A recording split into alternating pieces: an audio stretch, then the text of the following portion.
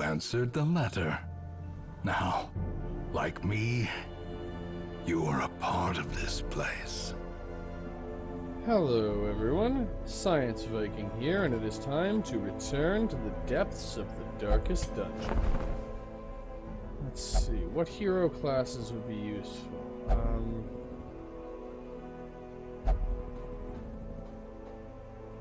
Let me see.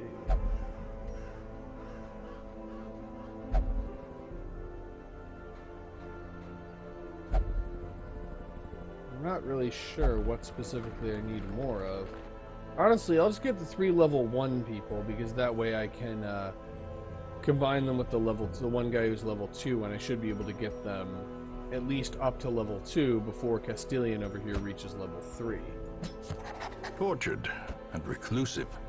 This man is more dangerous than he seems. Right. He will be laughing still at the end. Okay. As for looking for excuses to spend money, weapons and armor look like a no. And regularly my, actually, let me see something. Yeah, you can't, yeah, that's right. You can't upgrade weapons and armor to level 5 until you're resolve level 5. Abilities, pretty consistently, it turns out I don't need to upgrade those. I always end up checking, and I always end up discovering I didn't need to check. And so let's see if the Nomad Wagon has anything good. They are maximally upgraded. And not really. How about the districts?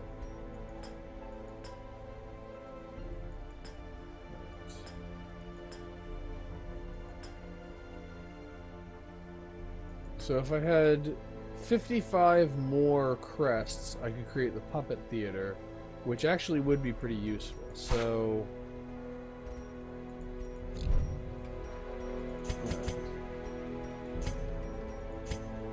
trading away all of my busts would get me 9.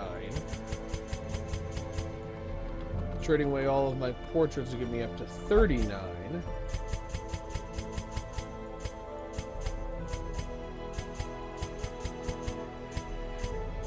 Or just trading away some of my deeds will get me 57. Okay. So we're getting the Puppet Theater, assuming that I can actually navigate over to it.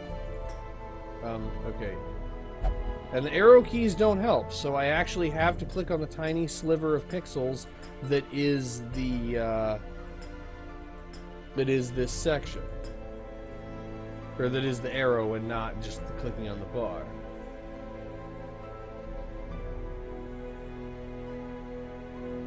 So I'm going to get the Puppet Theater now because it will allow me to spend fewer weeks between certain missions. And I think the next one I want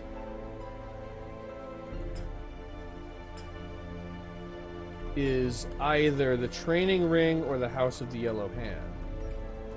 Because the increased critical chance and the for bounty hunters, grave robbers, and highwaymen, and the increased accuracy for Arbalest, Houndmasters, and Men-at-Arms could actually be really useful.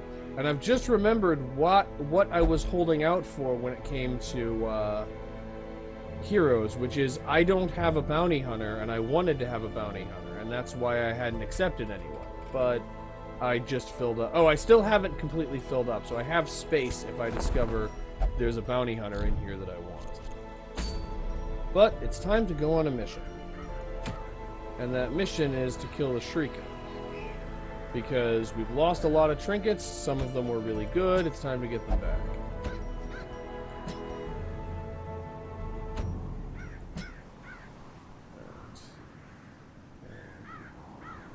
Stafford can provide the healing.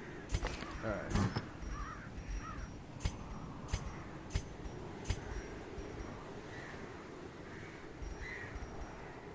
Okay, the Osmond Chains and the Shameful Shroud could actually be quite good for this mission. And the improvement to stress skills and max HP for the Crusader could also be good for this mission. That just leaves the Highwayman. And for him... Let's see, do I still have a Steady Bracer? I do. And... I'll combine that with the archer's rig to just give him the maximum boost I can to accuracy.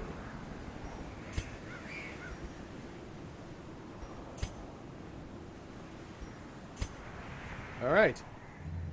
Let's get some of our old trinkets back.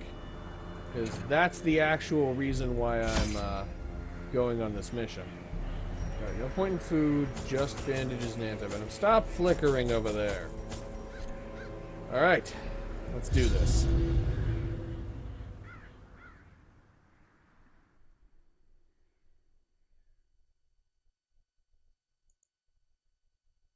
When it finishes loading.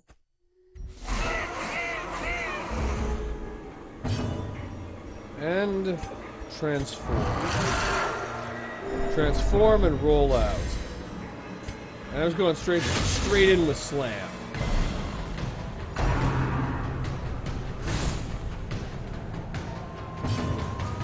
Alright, vulnerability X uses dodge and mark the target. And the dodge debuff stuck. Its dodge is still 43, but the highwayman with his boosted accuracy might still be able to hit it. He can, but not for as much damage as I would have liked.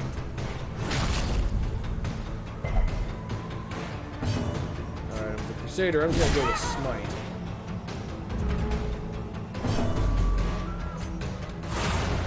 Okay, Rake was worth a try. It did still grant the buff. Need weird reconstruction. And it isn't marked anymore. Still 9 to 15 damage. I did the same damage as when it was marked.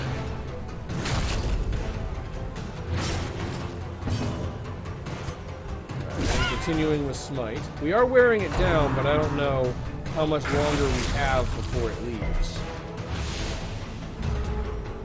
I know the smart option is to go after the nest, but you know me when it comes. You know how I am when it comes to doing things that are smart. Though I think I need to just stop having the abomination attack the shrieker. He just never seems to hit. And it dodged vulnerability hex this time.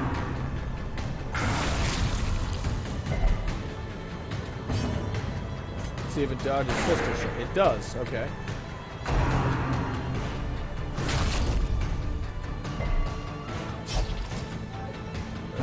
Bandage, and the Crusader can only attack positions 1 and 2 anyway, so he may as well just miss the Shrieker.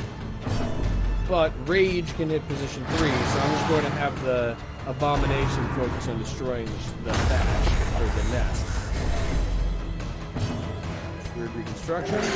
Actually, until I can make another dodge debuff stick, it's a mistake to go after the Shrieker. When its dodge is reduced, I can actually hit it, and it's worth it to try. But Shrieking Flight, dizzying blow to body and brain, inflicting a cool like 50 stress on each hero.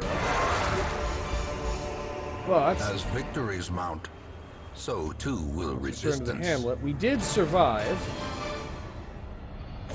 and I got the Ancestor's Pen, the Mark of the Outcast, the Lioness Warpaint.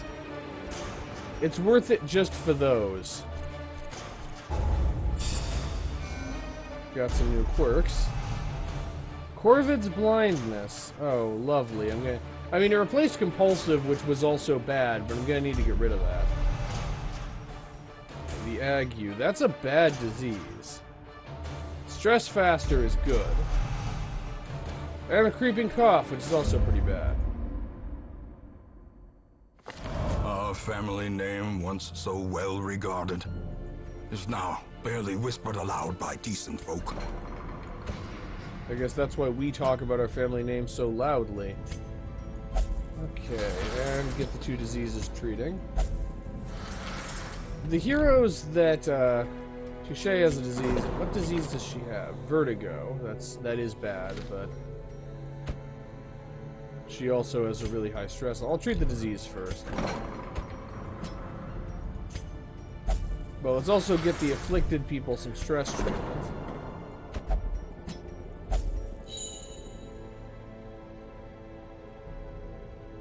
Thanks to the puppet theater, I don't actually need to worry too much about treating stress. I think I will treat Stafford's think he will only fly. No, he will. I can take him to the bar. I'm going to treat Stafford's stress also. But Altard needs stress. Altard and Croc both. Well, let's get them treated. Yeah, I managed to miss them, but yeah, let's get the afflicted people active stress treatment. The puppet theater will help with stress recovery as long as I just let the heroes be idle for a little while. That's the bar. I meant to click on the stagecoach. Okay, good news and bad news. The good news is we found a bounty hunter. The bad news is he's resolve level 0. Well, having one is still better than not having one. The thrill of the hunt. The promise of payment. Okay.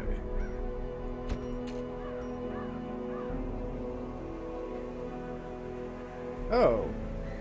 There are special Shrieker-specific, there are special Shrieker-specific trinkets you can get.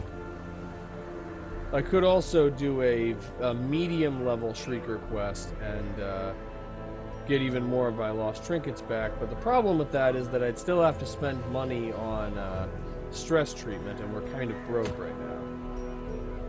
So instead, I'm going to go on a medium-length mission.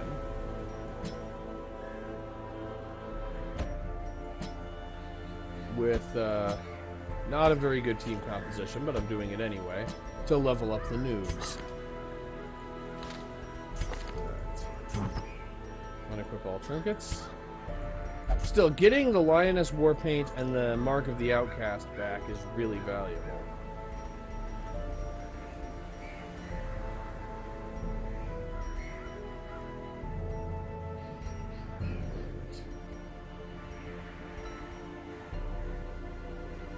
I'm going to go with the Blasphemous Vial and then a Worry Stone to mitigate the effects of the Blasphemous Vial. I only have one Worry Stone.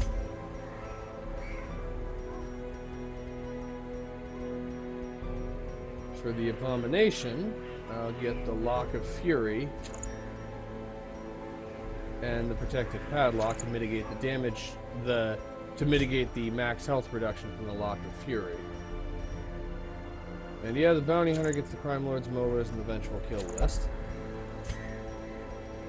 And for the Flagellant, the Chipped Tooth, and the Shard of Glass. Alright, now for abilities. Punish, Rain of Sorrows, Sanguinate, yeah, that'll work. Mark for Death, Collect Bounty, Flashbang, and Caltrops, that's viable. I don't have anyone to inflict mark on the enemy, which is a bit of a problem for the Bounty Hunter, but it should be okay.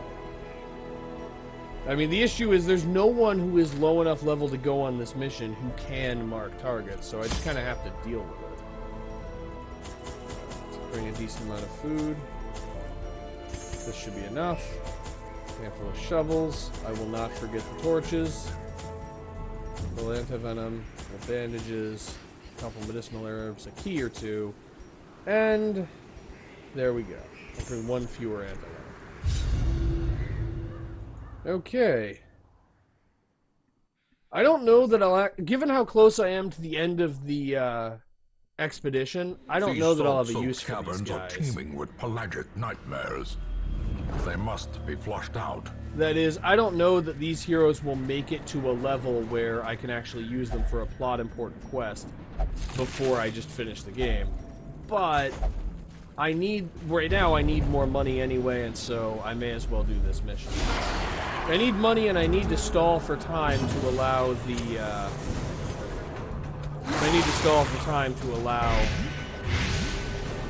my other heroes to recover from their stress, so this is what we're doing. Though I am at the point where low-level missions offer very little benefit. Knock bounty to 6 to 12 without a critical. I'm going for call drops. Impressive. More damage on the witch.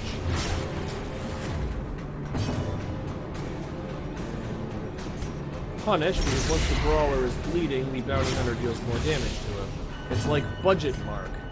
And plague. Precision and power. And it doesn't even matter It doesn't even matter that the bounty hunter deals more damage to the brawler, because the brawler dies next turn. Yeah, the bounty hunter is going to be doing this a lot. In fact, he's probably going to be using call drops a lot. We'll use Beast Bile on the grouper. Plague Grenade to get... Actually, I'm going to use Battlefield Medicine. I'm going to get rid of bleeding. Rain of Sorrows. Pretty soon, the grouper in the back is going to be the only one left. But we do have to deal with one last seaward slash from the grouper in the front. And now we literally just need to stall for time, and they all die on their own. This would be great if we actually had some decent healing abilities. Unfortunately, this team does not have that. Death by inches.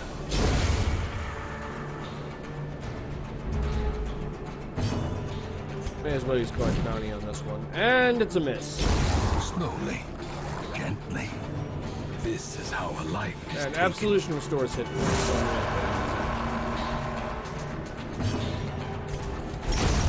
Continue the onslaught. Destroy them all.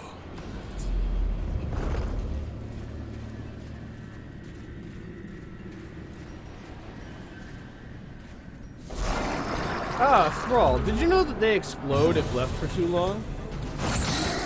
Well, I'll start by manacling it. It resisted the stun, unfortunately. Collect Bounty could kill, but I'm going to need to do a little more damage. All of the deep increased speed. It does not. Though plus 25% damage could be a very serious problem if it gets a chance to use the revenge.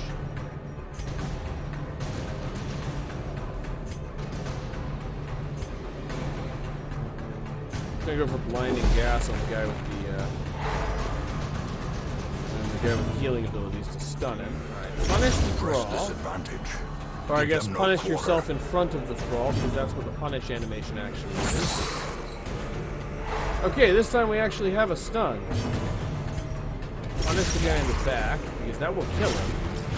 And the bounty hunter can get the guy in the Slow front as soon death. as he acts first. He Unforeseen. doesn't. Okay. Unforgiving. Well, how about an emboldening vapors? And that would have been nice if the attack had not missed. Derville is just not. And again, he is just not having a good day. May as well go for battlefield medicine, because why not? While we slowly whittle this thing's hit points down, because the heavy damage dealer can't hit the broadside of the bar.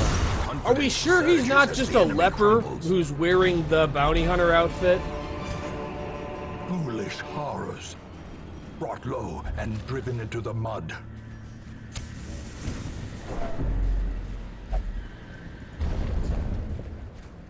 We only had one room battle so far. I haven't actually been keeping track. I don't know what what a normal number of room battles is to have. I don't need the blood anymore.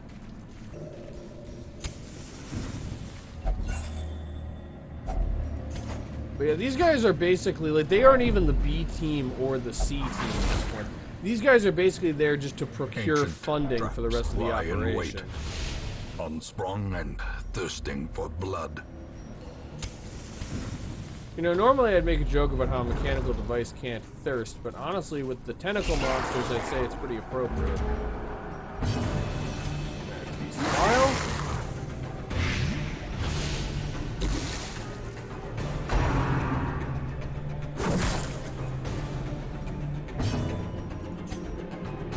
Go collect bounty on the Slinger. Their formation is Yeah, that's one of broken. them gone. Maintain the offensive.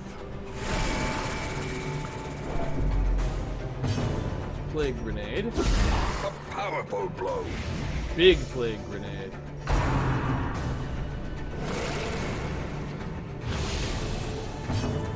And Punish should get rid of the maggot if it makes it bleed, which it does.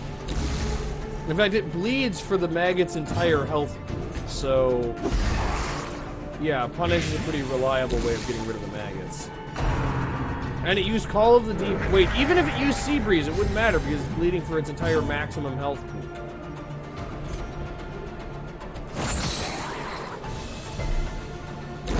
Great is the weapon that cuts on its own.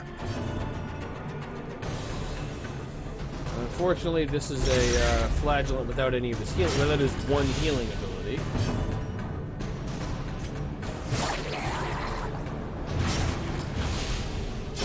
Be gone, fiend. Which means at this point that the Plague Doctor is the main healer. Yeah, this is not a team composition I would even consider sending on a more dangerous quest. As the fiend falls, a faint hope blossoms. That's not the hero I meant to click on. This is. And yeah, he doesn't even have his healing abilities. His healing ability, there's only one. Finding the stuff is only the first test. Now it must be carried home. We do have the ability to make camp, which could be helpful. Beast Bile Blights for 3 for 3. I'm going to take a bit of a risk.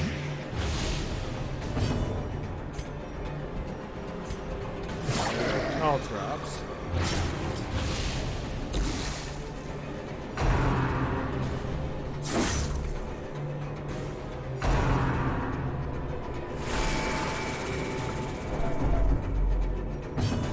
Plague Grenade. And let's just see how many different damage over time. So, okay, so I do need Rain of Sorrows to finish the job, but I can essentially finish off the Thrall with damage over time.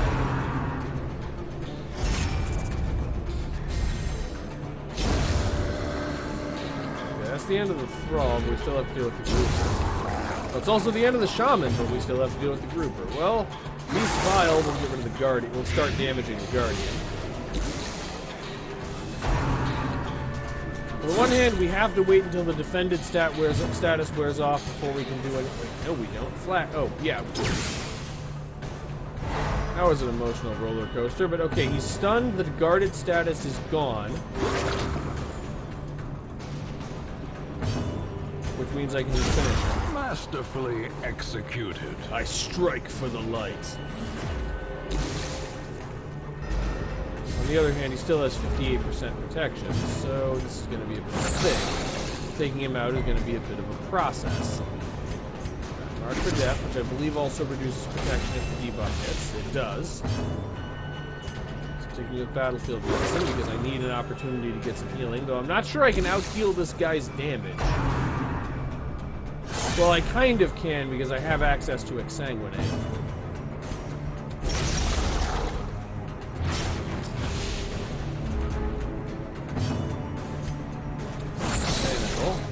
I think I've got him. I have indeed got him.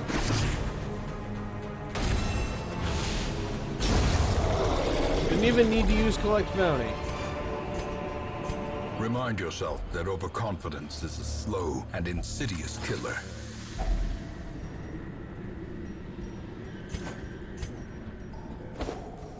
Citrine is less valuable, honestly, even than the heirlooms.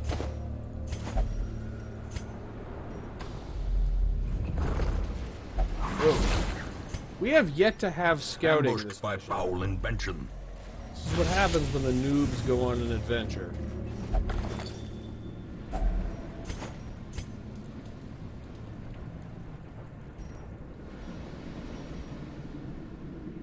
I'll drop the move stone for the emerald. I am going to need to go on another Shrieker run probably to get more handsome trinkets reward. back. Though my For a main task well performed. my main goal with the Shrieker run was specifically to get back the Lioness Warpaint and the Mark of the Outcast, and I have those, so I might not need to do them. Collect bounty. That's unfortunate. Manacles. Stun resistance is relatively low. Okay, we have a stun. That buys us another turn. This is a Plague Doctor with a really unfortunate skill set for this mission. Fortunately, as of this moment, the Flagellant can pretty much solo the rest of the fight. So it's just a matter of keeping everyone healed. I mean, he needs to use Punish once. That's what's left of this fight.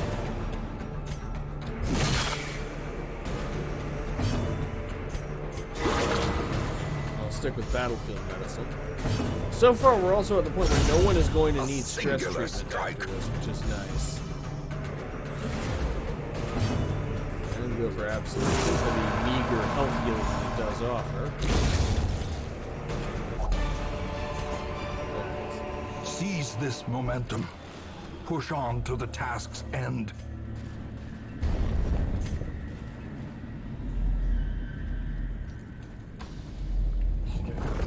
In this next room, we are going to make camp.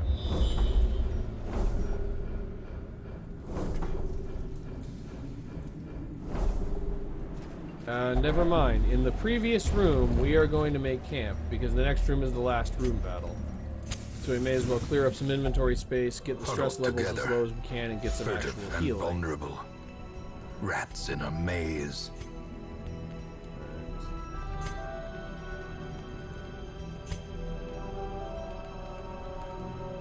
Unfortunately, might as well go for tracking because it increases the chance of enemies being surprised. Unfortunately, I don't really have, this is what he's last solace, but I don't really have much in the way of good camping skills with this team either, because I haven't invested a lot in this team. The match is struck. A blazing star is born. Okay, and it's a brackish tide pool when I no longer need it. I'm not entirely sure what that did. It's supposed to restore hit points. Curious is the trap maker's art. His efficacy unwitnessed by his own eyes. Oh, bandits. Well, you know the cool thing about bandits is they have no special resistance to bleeding. Let's focus on damaging the bandits that cause damage first. Rain of Sorrows and Plague Grenade. In fact, between Rain of Sorrows and Plague Grenade, I actually should be able to take them out before they have a chance to do anything. I just need a little bit more damage. Actually, never mind. I need a lot of bit more damage to kill them in one.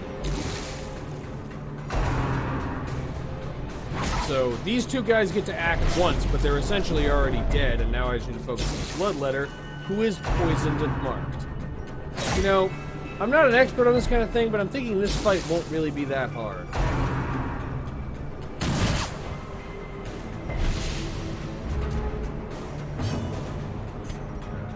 Manacles. Didn't get the stun. Would have been nice if we got the stun. Punish. The ground quakes. Big punish. And it got the bleeding. And collect bounty. Well, it didn't completely get rid of him, but close enough. Prodigious size alone does not dissuade the sharpened blade. Okay. And open the shovel. Open the shovel. Yeah, we're opening the shovel with a clam. We're opening the clam with a shovel. Otherworldly corruption. And we got a decent amount of The cash. pungent odor abates. The things are driven back for a time. Got a decent amount of cash and a decent amount of heirlooms.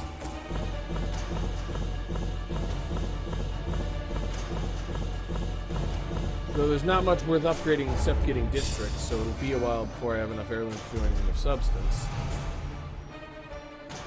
And so the bad news is that Castilian is now high enough level that he can't adventure with this team, but the good news is that I have a fourth, Ooh, the Abomination has plus 5% critical on melee skills. That's actually really good. The good news is I have a fourth hero who can adventure. The degeneracy of the hamlet is nothing, I fear, when compared to the condition of surrounding Kuman is acres. antsy. Alright, Touche is afflicted and thus definitely needs stress treatment. And Altar needs disease treatment. Yeah, we can't have the Jester have bad humor. That's unacceptable. And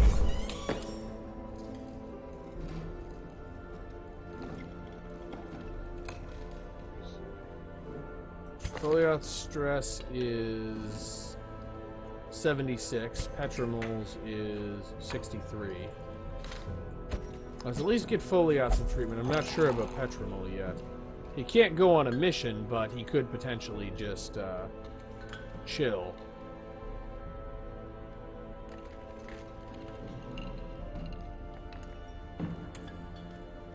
But honestly, I think I may as well get him some stress treatment. He can't go on a mission anyway. It's mostly the low-level people that I can afford to just let sit and recover from stress thanks to the puppet theater, because I don't have any specific plans for them. In the meantime, however, I do have plans. I want to go after the Miller again, because, well, I want to get the kill. So, Kuman is going.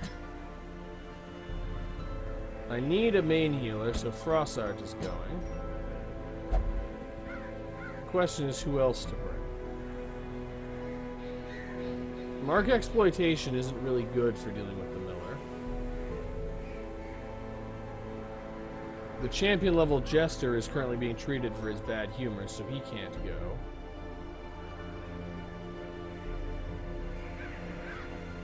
Let's see. Mortimer could actually be very good. Trading Incision for Plague Grenade, and then not going with the, and then bringing the Blasphemous Vial instead of the Crimson Court Trinket. Because, well, I can't really use Emboldening Vapors until the boss fight with the Miller. I can use Emboldening Vapors during the boss fight with the Miller to drive Kuman's damage through the roof. So the question is who to bring for the 4th position. Honestly, a Crusader is a pretty good balanced class to have for this team, and having access to stuns could be... Having access to both stuns and Inspiring Cry could be useful. So now it's time for trinkets. Unequip and sort.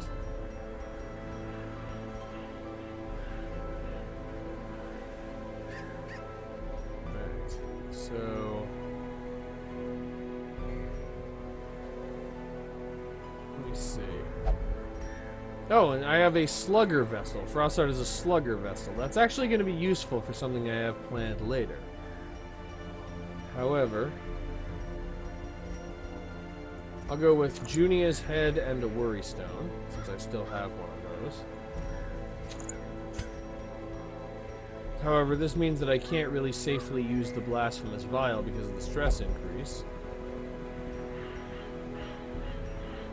And that raises some questions about what in particular I should give the Plague Doctor.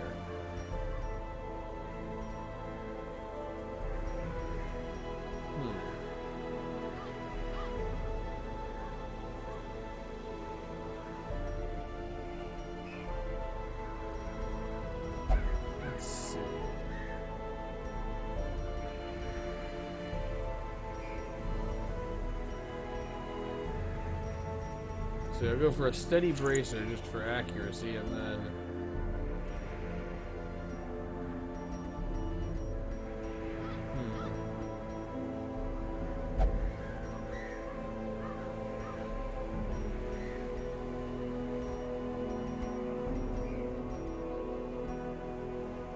You know what? Fortifying Garlic could actually be useful. Yeah, that's the level I'm operating at right now. As usual, the Crusader gets the Glittering Spalders and the Holy Orders, in large part because of the, that's the Signed Conscription, not the Holy Orders. In large part because of the plus 20% to stress skills. That could be very useful. And yep, the Hellion gets the Mark of the Outcast and the Lioness Warpaint. The plus 7 accuracy and plus 7 dodge is going to be useful. The minus 15% healing received isn't ideal, but I can make it work, I think. Okay, once more onto the breach. I guess once more onto the abyss. Alright, I'm gonna have 12 food, just in case. Lots of anti-venom and bandages. And that should suffice. Okay, let's see if we can actually kill the Miller this time. The poor Miller. Thrice a victim. The seasons took his livelihood. I took his land. And now, uncountable years later, the comet has taken his humanity.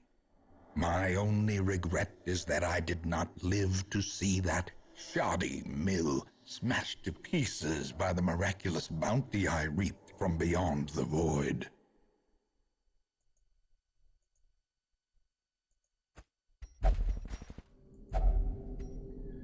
Okay, let's do this.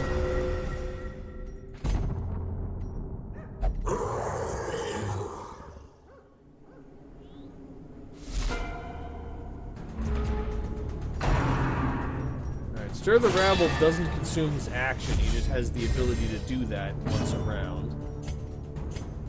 Alright. Starting up a Plague Grenade. The ground quakes.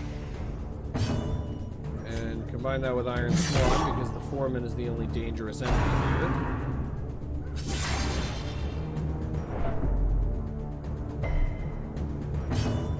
And yeah, let's go for Judgment. Do a little more damage.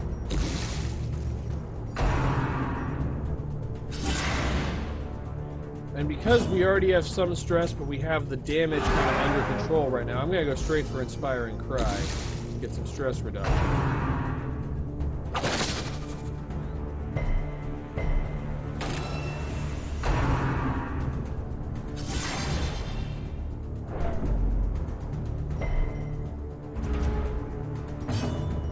Okay, another Plague Grenade. That will also make us progress towards being rid of the guy in front of him. Okay, I'm a little concerned about Mortimer's mental state.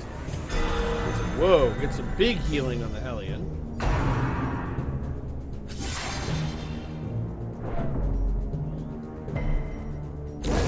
A death by inches. Okay, that's the end of the Foreman. Now I just need to focus on the other two men. Wicked Hack will not kill. If it bleeds, won't kill immediately, but will kill in a more abstract sense. I really need some stress right now, though. Okay.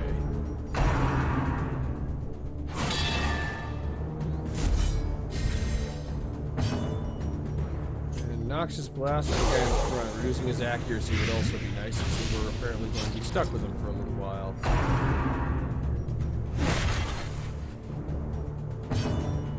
Wicked Hack, since if it kills, it will prevent the riposte, but unfortunately it didn't hit, and if you don't hit, you can't Momentary abatement. See, this is the very important things you learn watching my channel, that if you don't hit the enemy does not die.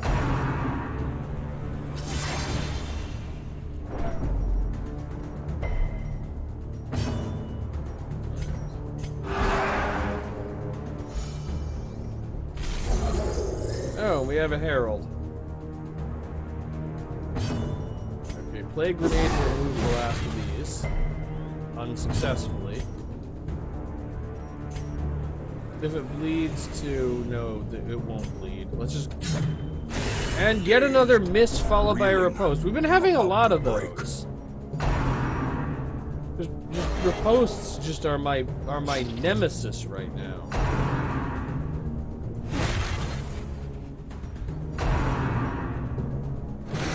And Reality Bend, which is what I was trying to prevent. Find comfort.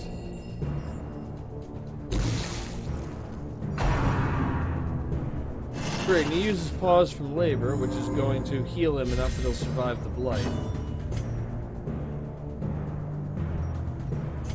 May as well use Pause Activation to wear the, whatever that is down. Okay, Plague Grenade. It's actually hit this time. And they both resisted the Blight.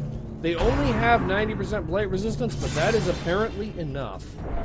I am kind of wishing I had a Jester right now. Alright, Wicked Hack to get rid of the Herald. Their formation is broken. Okay.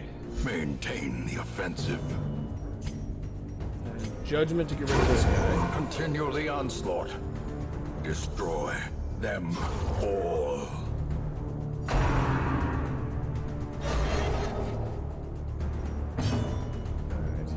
Good, Inspiring Cry.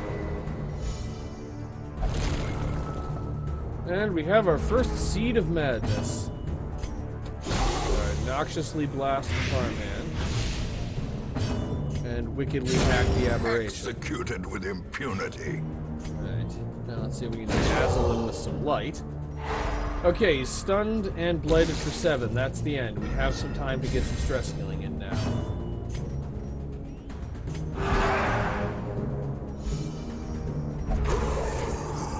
Not very much time, but some time.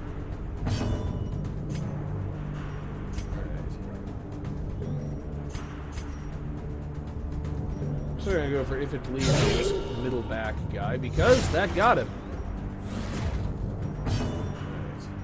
And lacking anything better to do, Plague Grenade in the back. And fail. So Plague Grenade accomplished 2. Plague Grenade managed to cause 2 points of damage. That's the totality of what it accomplished. Wonderful.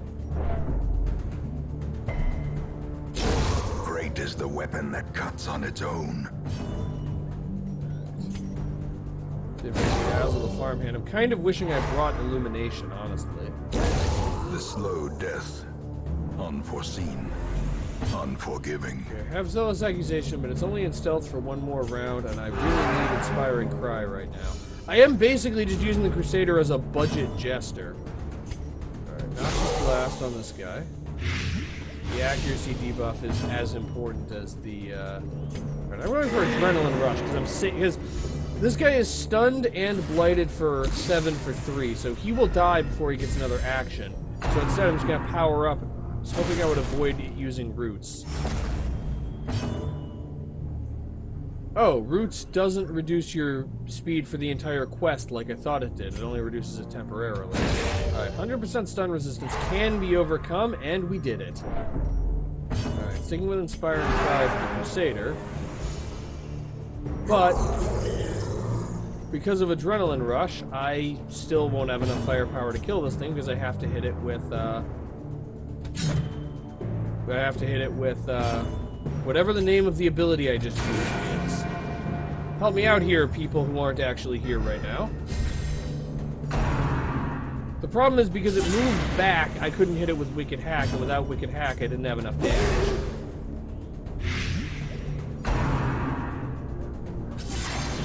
Okay, I need to do 1 more point of damage and the Scarecrow is done, but I don't actually have anyone with an action who can reach it. Which means it probably gets 1 more turn. This is how a life or is taken. I can hit it with Judgment, and there we go. No more Scarecrow problems. That's 1. Now Noxious Blast on the other. And it didn't light. Oh, you can't win them all.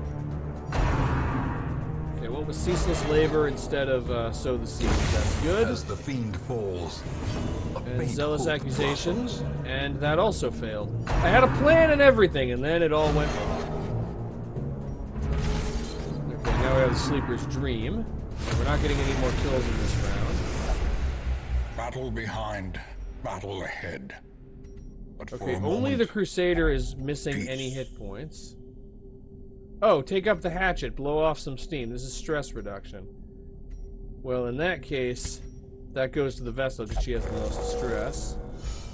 Ooh, and it got her stress all the way down to 0.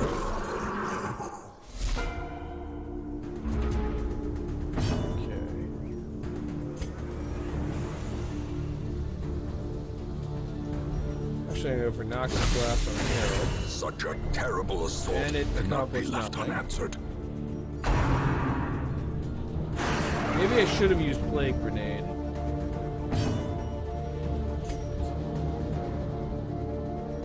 Zealous Accusation. Masterfully executed. If I'd known I was going to get a critical, I would have gone for Smite and actually killed the Herald. Judgment. Okay, the Sleeper's Herald is gone. We at least don't have to deal with the post ability. Destroyed. That gets rid of the farmhand. Unfortunately, the horse is going to. Yep, it's going to use trample. Hope for minimum shuffling. Okay, that constitutes minimum shuffling. I'm satisfied. Bleed. Stun. Perfect. Another one falls. Inspiring Cry has the most stress. And now we have to deal with 2 of them. They keep coming. Yeah, my thoughts exactly. Just focus on the one that's already damaged.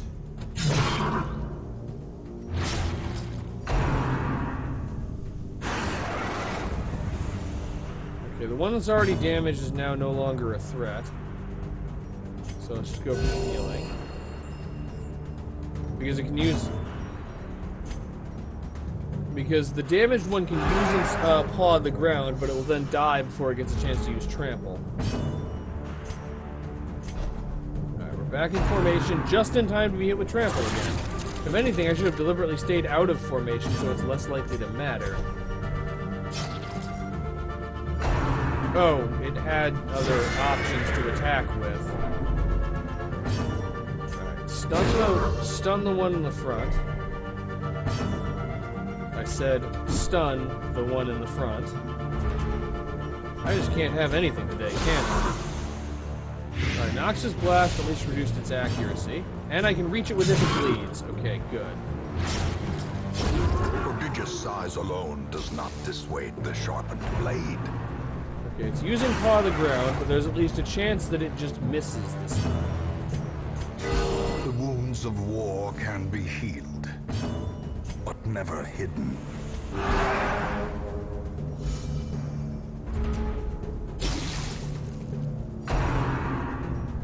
How quickly the tide turns. Okay. No point in trying to damage it at this point, because it will die before it gets to do anything else. So I may as well just heal people.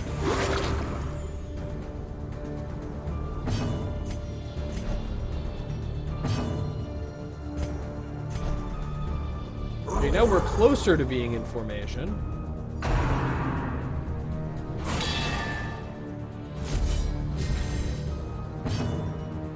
In fact, we're kind of as near as makes no difference. Everybody can use the abilities I want them to be able to use in the position they're in right now. Keep up the bleeding. Quick bump everybody back to full health.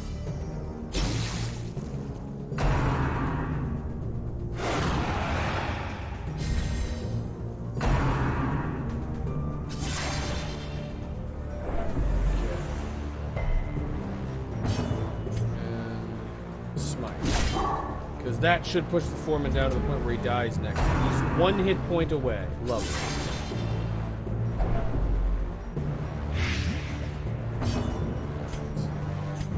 We use Noxious Blast on Farman.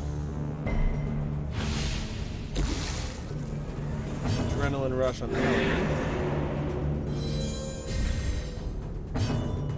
Dazzling Light on the Foreman to get rid of him.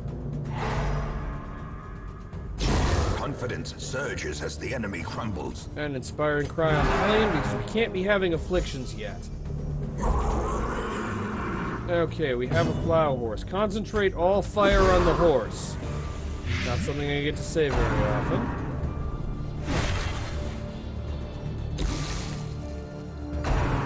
Okay, it went with Bestial Scream, and it missed. Perfect. Which means I can hit it with if it bleeds. I'm going for damage over time specifically to punish it for using Paw the Ground. Eradicated.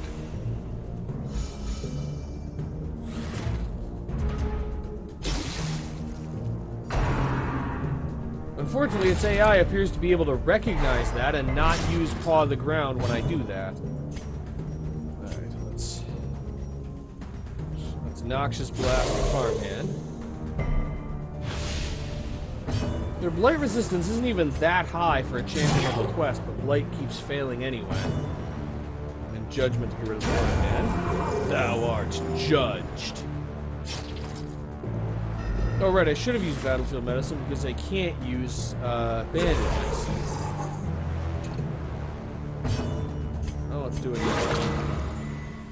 Actually, in hindsight, now I should have used Plague Grenade because it would have allowed me to damage the A Scarecrow. victory. But that's... Perhaps a turning But, well, at point. this point, if you've been watching the series up to this point, you know what my judgment is like. Get back. Annihilated.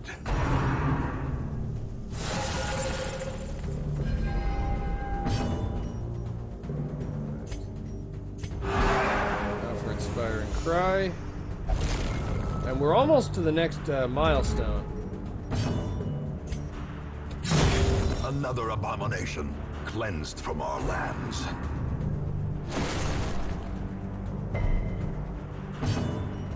Right. And I can reach it with Noxious Blast now.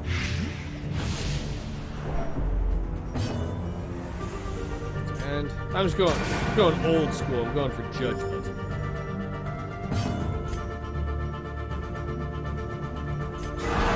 Honestly, I probably should have gone with a stunning ability instead of Inspiring Cry.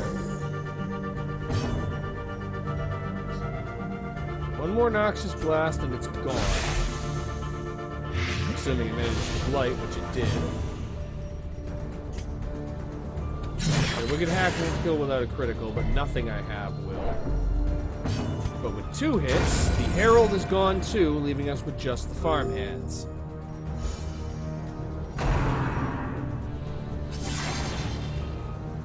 As if that makes things so much easier.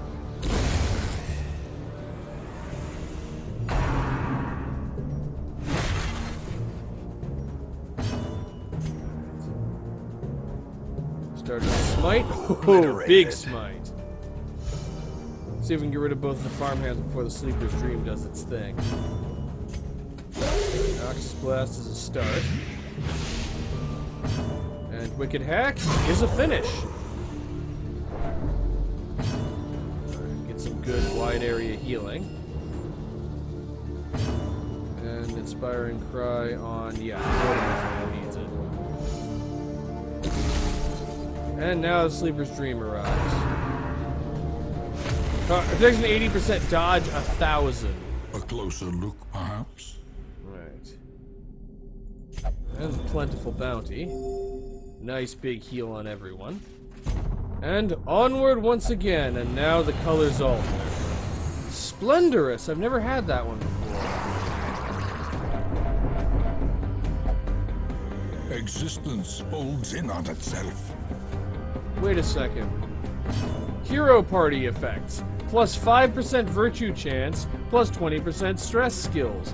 Monster effects, minus 10% blight resistance, minus 10% bleed resistance. So sometimes the random effect actually makes things easier on me. I mean, it's important not to get cocky in this kind of a situation, but... So it bleeds. But this could actually... Wow, I didn't know that could happen. I assumed it was even more out to get me than it actually is. Get some stress reduction. Got some people approaching the halfway point to being afflicted, and that's bad. So we've held out fairly well so far. Another Plague Grenade will probably get them taken care of. Not immediately, but... I'm actually gonna go for a Wicked Hack. Whoa. Decimated. I'm expecting a critical. I'm not complaining, but I wasn't expecting it. I'm still going to need a Zealous Accusation or something to get rid of the other one. So really, anything that causes damage could do it.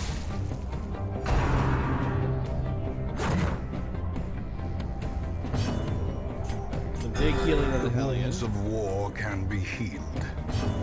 But Now let's just never go for hidden. Smite and miss. Now let's follow that up with Noxious Blast.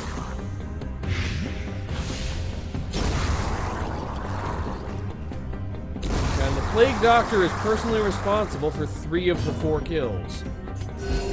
Compassion is a rarity in the fevered pitch of battle.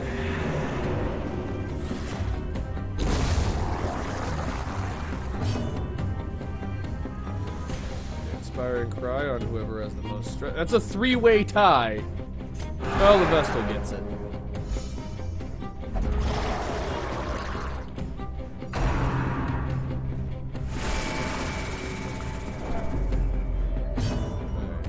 Plague grenade. Devastating blow.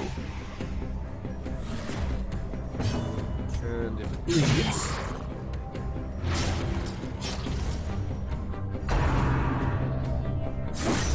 Ooh, Seaward Slash is doing a lot of damage. Fortunately, I've had incredible luck with spearfishing. That is, with resisting the move aspect of spearfishing.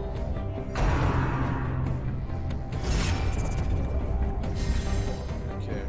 In the interest of removing that piranha soon, I'm going to Zealous Accusation.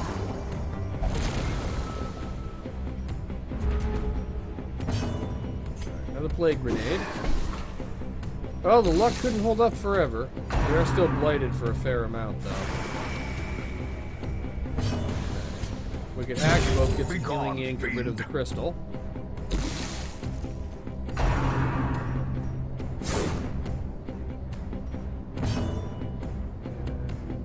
May as well just go for Divine Comfort.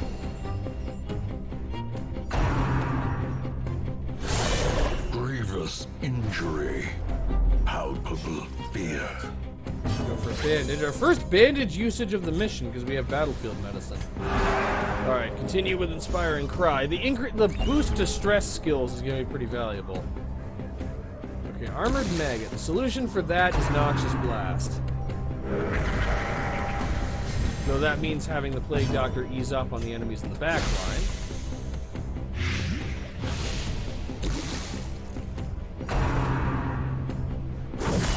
Mortality clarified in a single strike. I will say, this is the enjoyable thing about working with a team of champion-level heroes. It's nice to be able to see a critical for 24 damage and not be at death's door afterward. A dizzying blow to body and brain.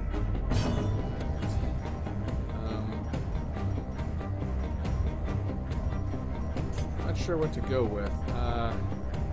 Let's go with the old classic, Inspiring Cry again.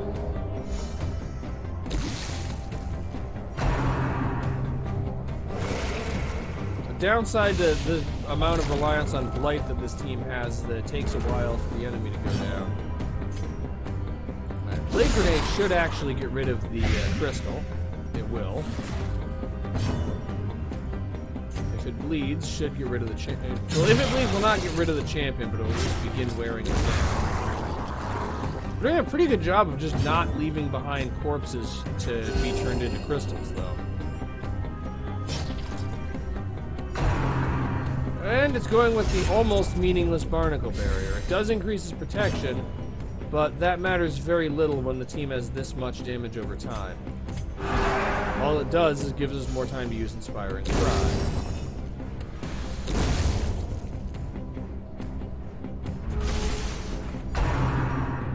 Okay, and it's time for Beyond Time and Place Space. of refuge, if only for a fleeting moment. Let's interact with Mildred.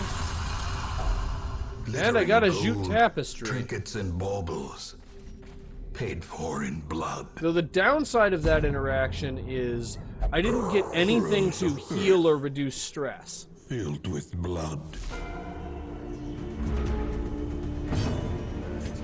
As usual, Plague Grenade to harass the enemy backline. Divine Comfort, because we're all, with the exception of the Plague Doctor, we're all a little banged up. Ceaseless Labor is better than planting seeds.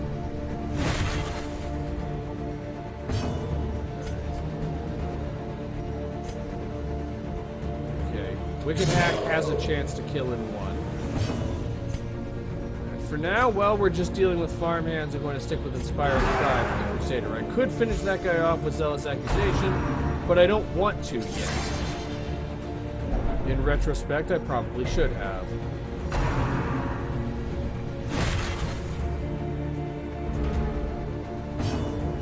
Another Plague Grenade. Hopefully we have a bit better luck this time. A bit better.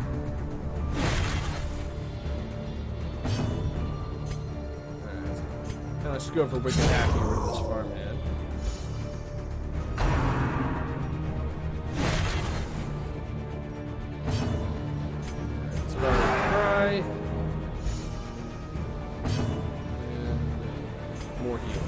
A momentary abatement.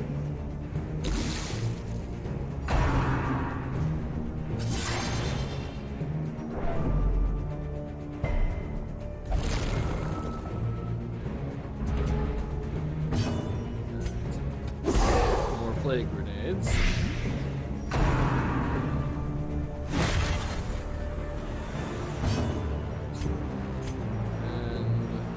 See if I can stun this guy. I can't. Okay, it was worth trying, but I can't. Alright, so the crystalline aberration and get some healing. Okay. This is where things start to be a bit of a challenge.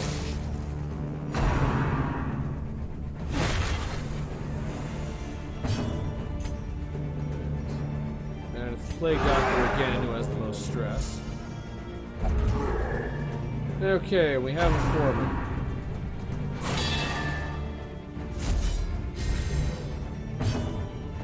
Well, plague grenade will take care of him. Possibly. I hope.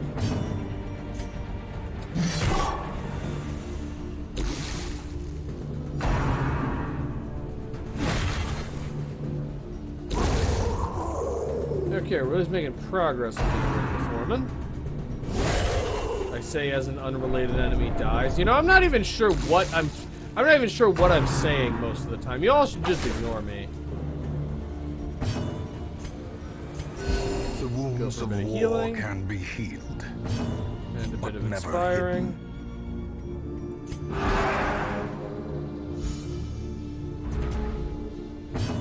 And a bit of plaguing. And a bit of bleeding. Okay. And a bit of judging. Okay, unfortunately that wasn't quite enough judgment. We need to be a bit more judgmental in the future.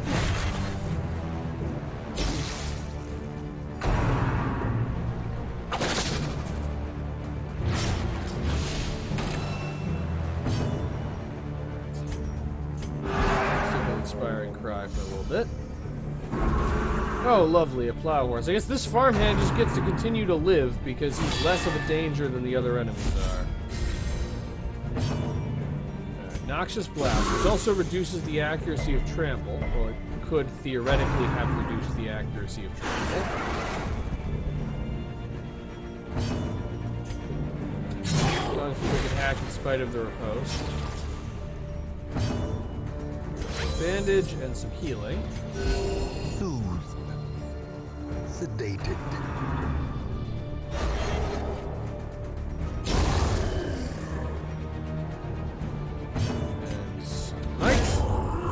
Okay, that's at least one more enemy I don't have to deal with.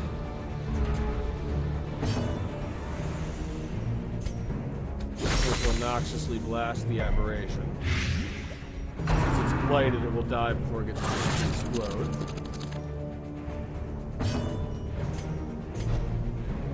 Okay, see if we can send the plow horse. Nope.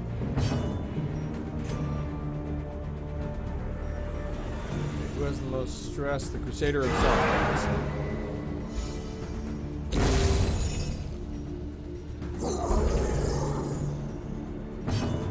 Okay. We're gonna have to gradually move Mortimer back, or just hope she gets shuffled back into position by the next trample. Okay, Wicked Hack could kill. Didn't, but it could have. And Judgment to get rid of that farmhand. And Inspiring Cry, because I can't really risk having an afflicted Vestal in this mission.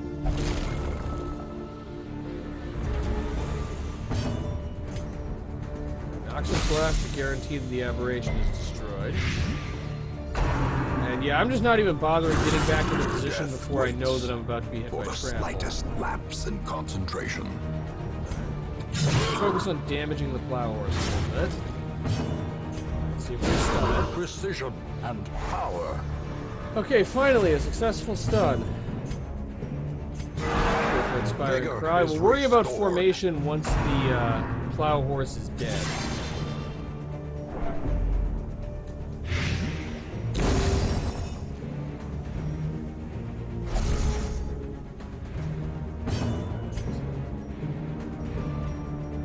I'm gonna go with move rather than using up one of my only two. Alright, one more if it bleeds. Okay, that's the end of the plow horse. Has no intrinsic Now I just need to merit, try to get back into unless formation. inordinate exsanguination be considered a virtue.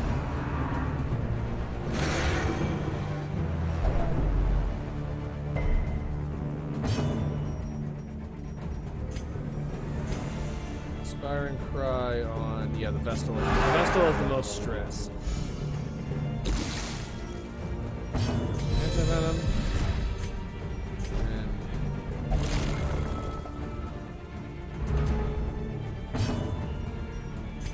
oh, right, that's the problem. I'm actually just gonna have to pass a turn and suffer the stress. Okay, if it bleeds, to get rid of one.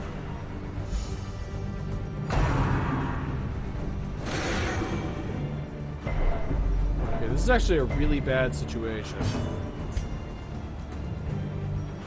Dazzling Light can't get the kill, so I'm gonna have to move the Vestal and let the Crystalline Aberration do some damage.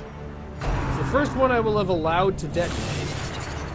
And that's why I don't normally allow them to detonate. True test. Hold fast or expire. Okay, Inspiring Cry to get the Hellion off of Death's Door. That one trample kind of ruined everything. And here's another plow horse because the first one was so much fun. Alright. And it's already managed to use Paw of the Ground, so we're just going to get hit by another trample and nothing can be done to prevent that.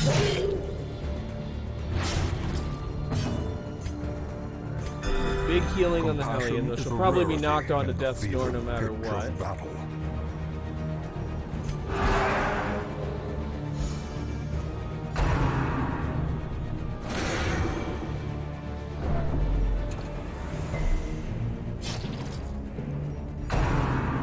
Okay, and he uses Pause from Labor, which was smart because it's the only thing that can save himself from that bleeding damage. Noxious Blast the farmhand so that he still dies. Or not. Well, his act... Okay, that will get him, eventually. Right, more big healing on the Hellion, though, again, that may just be a mistake. What does Trample do to our formation this... And this time Trample almost exactly knocks us back into formation. I mean, yes, the Crusader is supposed to be in position 1 instead of the Hellion. Injury and despondence. Great, at Death's Door and going to have a resolve test. Cowardice. Okay, and the Hellion is paranoid. Alright, Inspiring Cry, no luck. Okay, so I can't heal Kuman, who is at Death's Door, but I can at least stun the Plow Horse. Alright. We're going to risk a Noxious Blast. Okay, that's the end of the Plow Horse and the Farmhand. That leaves just the Herald. Alright. Okay, the Hellion is no longer on Death's Door.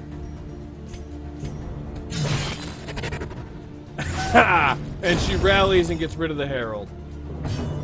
Alright. If I could reduce her stress level to 0, she would no longer be inflicted. Afflicted, rather.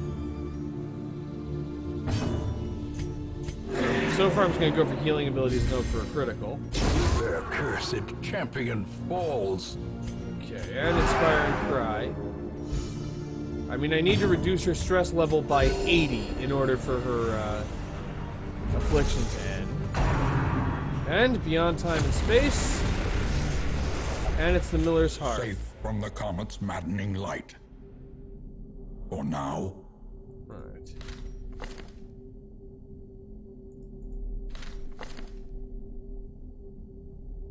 Okay, let's get back into formation.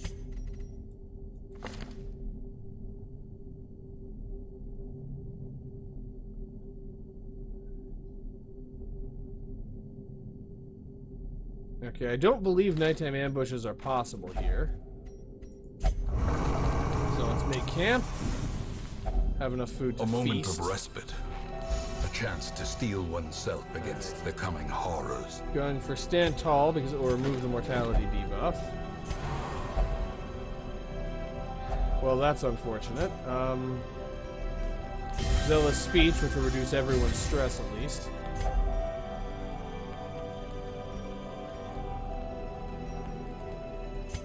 Chance.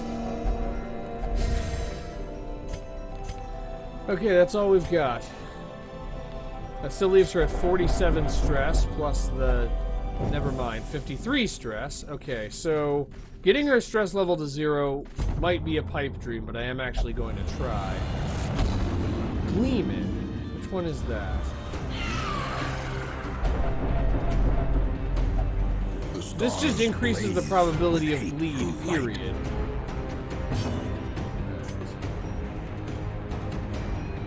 Start with Plague Grenade. And it accomplished nothing. Alright, let's get rid of one of the maggots, because I don't want to be gravely nibbled.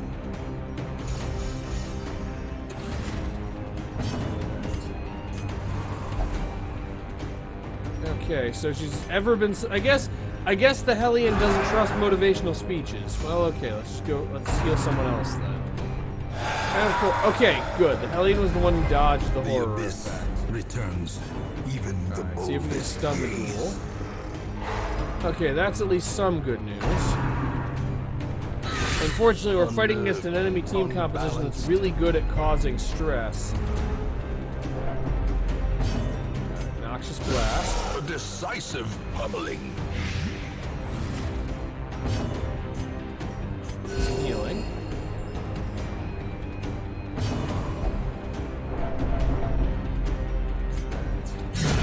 Attack. I was hoping to have a little more luck with the stress levels than this, but I think we can manage it. Okay, again, I can't use Inspiring Cry on the Hellion, so I'll use the Plague Doctor. And now we have 2 ghouls. Now let's focus on the one that's already damaged, because it'll be easier to get rid of.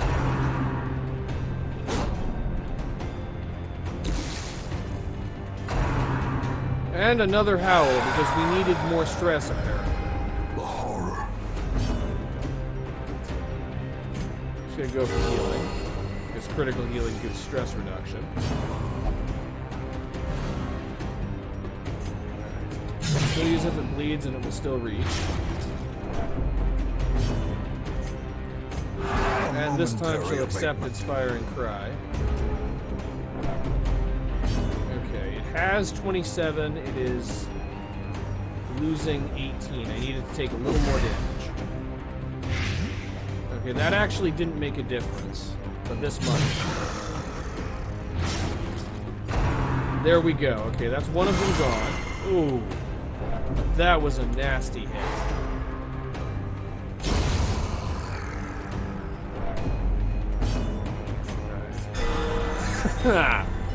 And it's undone in one turn. Well, the damage is undone in one turn. The stress, on the other hand, that's going to take slightly longer. This is a kind of a difficult balance between trying to reduce the stress that trying to reduce the Hellion stress levels so that I can get rid of her affliction, and trying to mitigate the stress of the other characters so that they don't become afflicted. Fortunately, we are pretty close to the fight with the Miller. To the extent that that could be considered fortunate. Yeah, anyone with a stress level above 80, really above 70, needs stress. Especially when they keep spamming Howl. Alright, continuing with Plague Grenade. Really probably should have done something else, but... A singular strike. Okay, at least it was big damage on the Bloodletter. The Bloodletter is less dangerous than the Ghoul. For the most part. Another Inspiring Cry. Though, I have a feeling that because of how bad my tactics are, I'm going to end up letting one of my heroes get afflicted in the hopes of curing a different affliction. So I suppose my excuse is that there's always the chance of a hero becoming virtuous instead of afflicted, but once they're afflicted, they're afflicted. Gnawing uncertainty. The birthplace of dread. Okay, I can still use if it bleeds from that position. Inflict a bit more damage over time on the ghoul. Let's See if we can stun the ghoul, because again, any turn that the ghoul does not use a stress ability is good. Ringing ears, blurred vision. The end approaches. Okay. And the Plague Doctor stops 3 stress points short of being afflicted. And just get back. Okay, I guess I can't reposition now because of paranoia. Wonderful. Well, if it bleeds, we'll still miss and fail to accomplish anything. Wonderful. Okay, one more if it bleeds will make the difference with regards to the ghoul, though.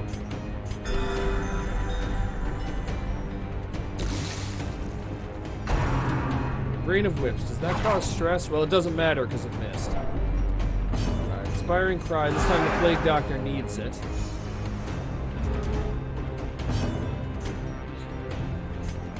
And now we are allowed to get back into formation. Alright, one more if it bleeds. Okay, that gets rid of the ghoul. That means the major stress abilities are gone.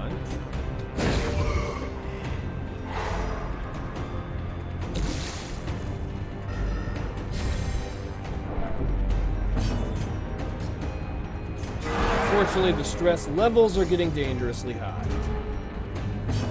Noxious Blast, that reduces his accuracy.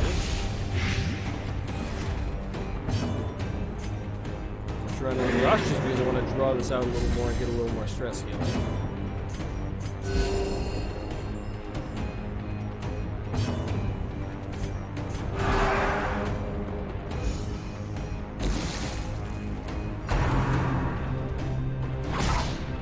Okay, I probably shouldn't have done that. Okay, now we have to deal with the Bone General. Well, the good news is the, never mind, the Bloodletter isn't about to die. Well, now he is. Okay, that's the end of the Bloodletter. That leaves just the General. And I can't use Iron Swan because I'm not in position 1, so let's just fix the positioning.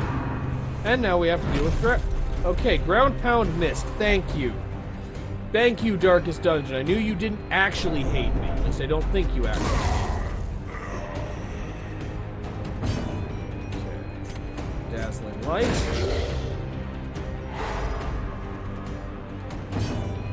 Inspiring Cry on...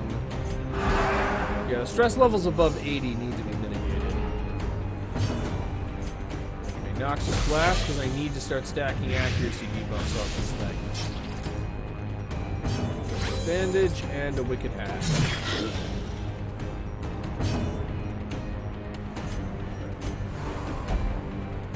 Okay, I can't heal the Hellion this turn.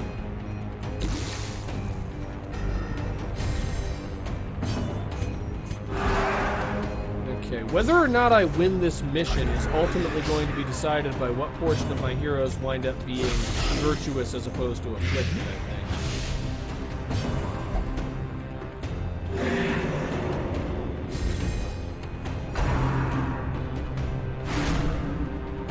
There's a limit to how much I can actually hold this stress back.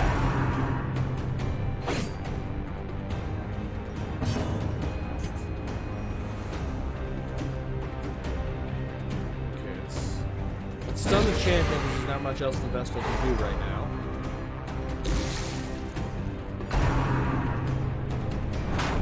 Okay, Crushing Blow missed. That's good. Okay, Inspiring Cry to get him off of Affliction's door. Another Noxious Blast, and another one, and another one. Okay, pretty much anything that does damage will finish the job on the Bone General now. Okay, Wicked Hack to move him into the instant death range.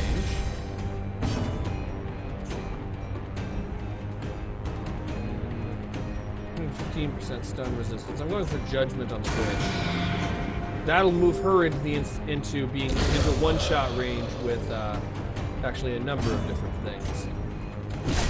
Unfortunately, Smite is apparently not one of those things. Okay, Noxious Blast. I need this to kill. Good work, Mortimer. Thank you. Revenge of the Old Gods isn't a critical, so it won't cause stress damage. Alright. See See if we can keep the champion stunned while we heal. Adrenaline rush, no critical, so no extra healing.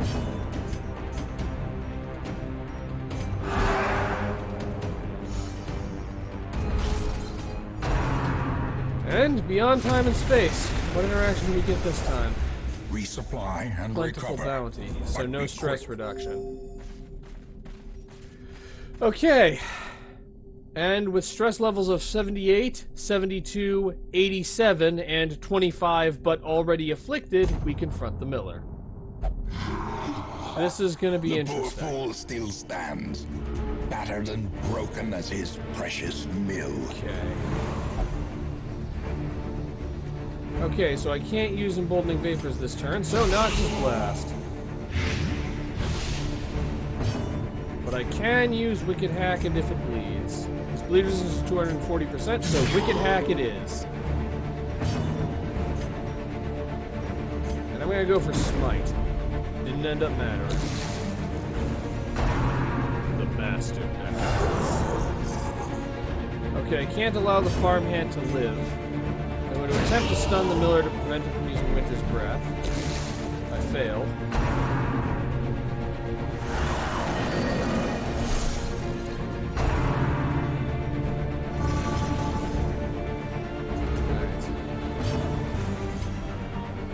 Frozen Farmhand only has 40% blight resistance. That's at least somewhat helpful.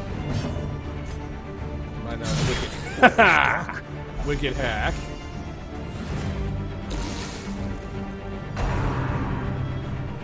Use the second the Master Beckons.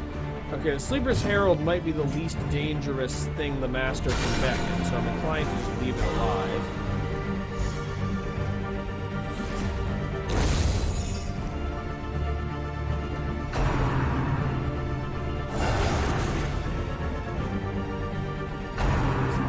The Reality Bend is a bit of a problem.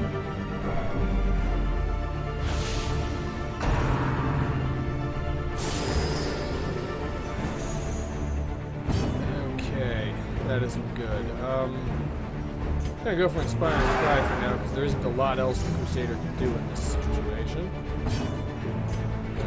Plague Grenade to at least try to mitigate the effects of the regeneration. And Iron Swan to cause actual damage.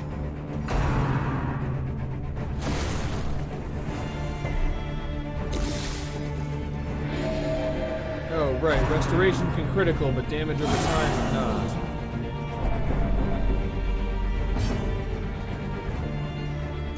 Okay, smite the Scarecrow, because I really need it to be gone.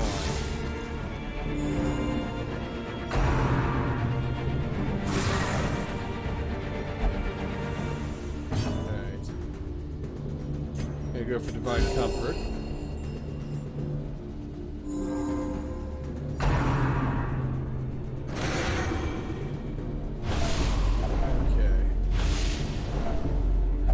And Hot Hot's Resolve is tested, and he's irrational. Okay. Am I gonna get the Breathing, Dysfunction achievement for this gasping, mission? Taken over the edge into madness. Okay. Boldening Vapors. Still won't let me use it, so in that case, Plague Grenade.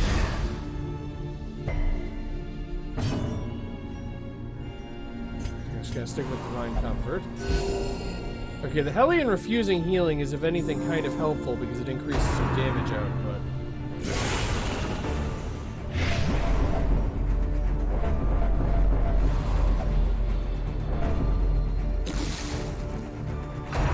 Great, and now he's using the Harvest, which can sometimes critically heal him for 40 hit points. And it buffs him, giving him increased protection. Alright, Smite the Scarecrow. Wait, what?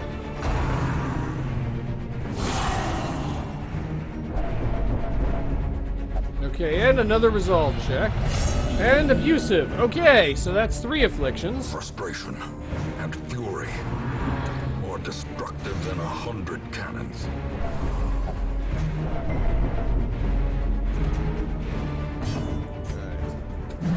And Iron Swan missed.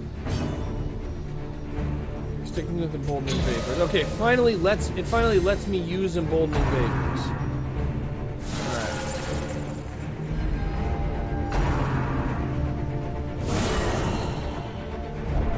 Okay, as Kuman life is at ebbs, death's door. terrible vistas of emptiness And reveal our final themselves. resolve check for the episode, and selfish. Okay, I do in fact have a team, all of whom are afflicted now. Great, and I can't heal Kuman. So, it all comes down to death blow resistance now. This far away from the boss being dead, that's really bad. Alright. Rid of the attempt to get rid of the scarecrow. Okay, we're at a stress level where reality bend is largely meaningless. Okay, flail the crops isn't directed at the person who's on death's door. That's good. Alright, Iron Swan. And it did 10 damage. Lovely. Battlefield medicine to get the hellion off of death's door to increase the chance that she survives. And now it's just almost everyone else who's at death's door. Facing the abyss. Alright, just quick undo that. Okay, he's going for the reaping and not the harvest. Perched at the very precipice of oblivion.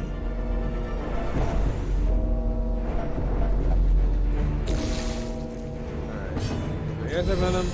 Get rid of the scarecrow. Come on. Come on. Iron Swan.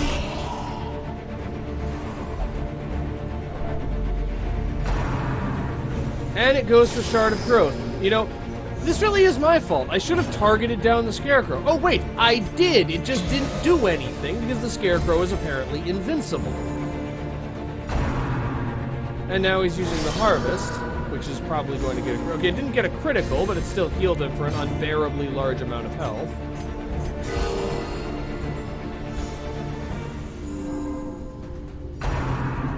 You know, really, I have no one but myself to blame for this. I'm playing Darkest Dungeon. I really should just expect to lose, no matter what happens.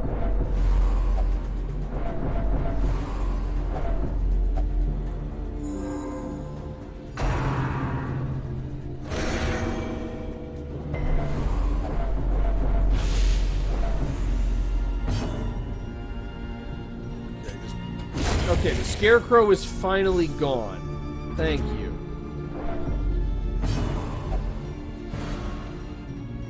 And now, I can't damage the Miller because of paranoia.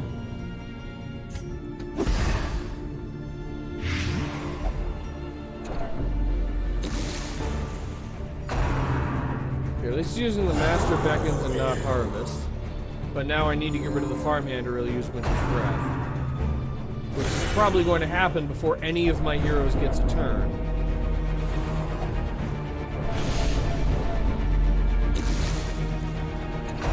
Yep.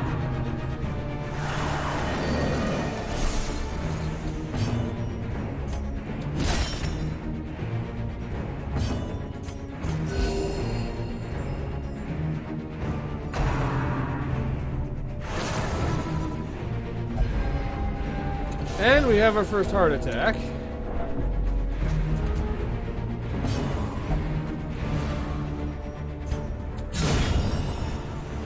Well, okay, that's one problem taken care of, I guess.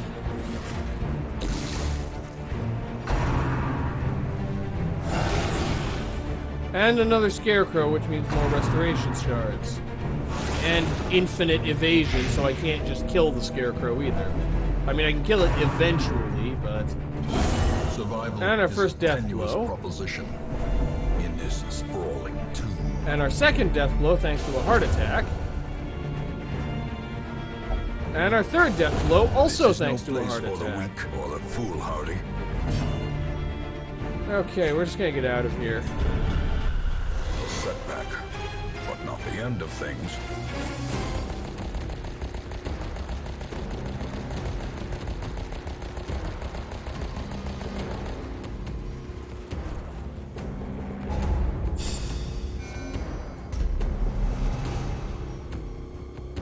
And the Vestal somehow contracted syphilis. Okay, I honestly have no idea how I'm even supposed to do this. Trouble yourself not with the cost of this crusade. Its noble end May as well treat affords the you vessel broad syphilis. tolerance in your choice of means. Seriously, I am just completely stumped. I've tried pretty much every strategy I can think of against the Miller, and I cannot beat the Miller. I'm just completely lost about what to do. Anyway, this isn't going to be the end of the episode, but I am going to get a fresh recording file, so I will be back in a moment. I was lord of this place before the crows and rats made it their domain. Okay, I am back. I have a lovely fresh recording file, and having thought about it, I've decided, you know what? I give up. I can't beat the Miller. I've tried every strategy that I can come up with. I've gone through it a whole bunch of times. I'm just stuck on this boss, and I'm not going to make you guys sit back and watch me. I'm not going to make you guys watch me repeatedly attempt the Miller over and over again until I eventually find a strategy to make it work. So, I'm just going to leave that quest unfinished. It's an optional quest anyway. And instead, I'm just going to proceed to the Darkest Dungeon. So the first question is, what heroes do I have that are that are high enough level that are still allowed to enter the Darkest Dungeon?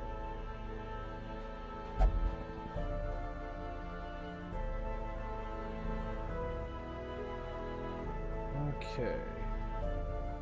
I have an idea for the composition that I would use to go for the final mission, but I don't actually... But some of the heroes I need for it aren't fully recovered yet, so... I need to burn a couple of weeks while the rest of my heroes recover. See if there are any good trinkets I can get.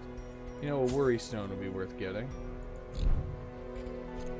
In the meantime... let's go after a Shrieker. I'll bring some of the people I'm not allowed to bring to the Darkest Dungeon. This should do. Holy Quaternity. Unequip all trinkets. Sort by class. Let's get the Cursed Incense. And... oh, let me reverse their positions.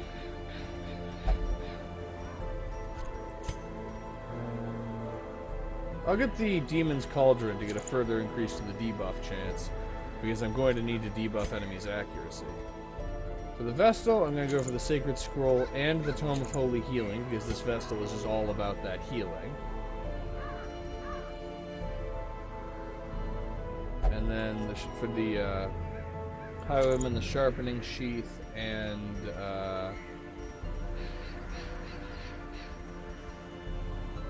actually no, I'm going to go for the Gunslinger's Buckle, and then what else can I do to increase the accuracy of ranged skills? Let's see. I have a Steady Bracer. And the Crusader, of course, gets the... do I no longer have it? Do I no longer have the, huh. It seems that I lost the normal, Crusader-specific equipment, so I'll just go for the Holy Orders and the, Knight's Crest.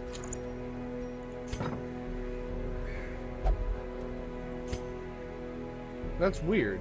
Did I lose that when I lost to the Miller? Well, I may get it back on this mission. I think we need torches, but I'm not sure. Otherwise, we mostly just need bandages and antivenom.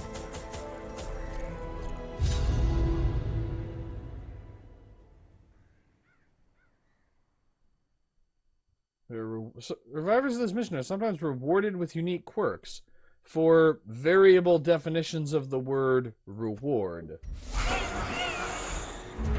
Okay, let's get rid of the nest first. Dazed, reeling, about to break. Alright, Conter, be the change you wish to see in the world. pistol shot on the nest.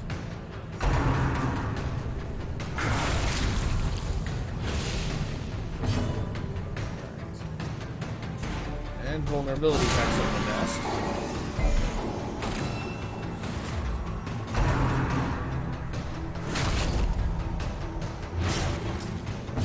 Let's go for stunning blow. Not amazing, but good do some good.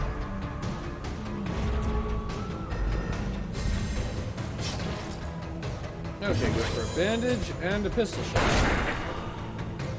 Okay, we're doing a pretty good job at taking out the nest.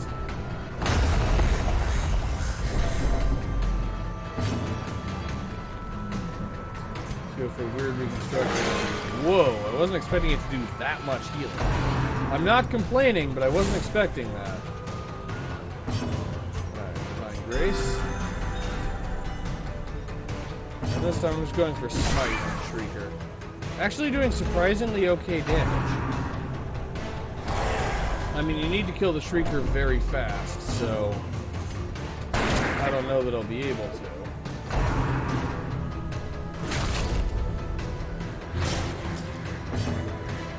Renew the mark on the decisive nest. pummeling.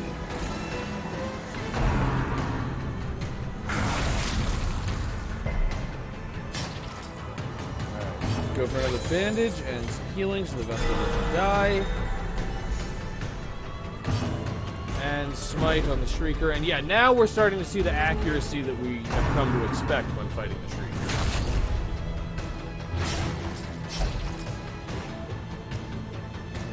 Another bandage and another Divine Grace. The Vestal is basically just tanking at this point.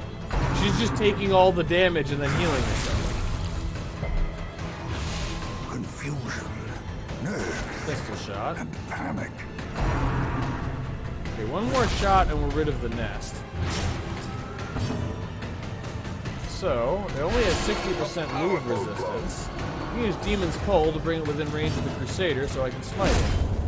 Monstrous size has no intrinsic merit, unless inordinate exsanguination be considered a virtue. Bandage, and now continuing with pistol shot against the Shrieker because I boosted its accuracy, and Shrieking Flight. Okay. But we all survived with admittedly very high stress levels, and one affliction. Self-preservation is paramount Ha! at any cost. But the loot that we got will provide us with plenty of opportunities to remove the stress. Yep, apparently we had lost the Glittering Spalders and the Signed Conscription because we just got them back. Okay, so if you lose to the... Okay, so it looks like if you lose to the Miller, you still lose your trinkets even though the heroes involved don't actually die.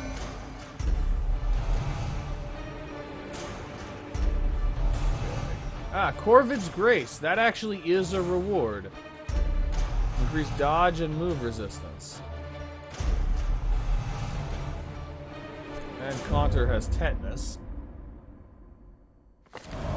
Women and men, soldiers and outlaws, fools and corpses. All will find their way to us now that the road is clear. Okay, so the priority for stress treatment is heroes that are permitted to enter the Darkest Dungeon, which means that they are both champion level and haven't entered the Darkest Dungeon yet.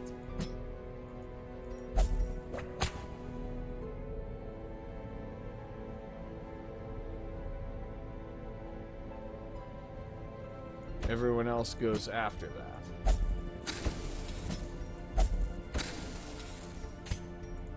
Now let's take Stafford to the bar over here. And I'm gonna get Conter some disease treatment. Alright.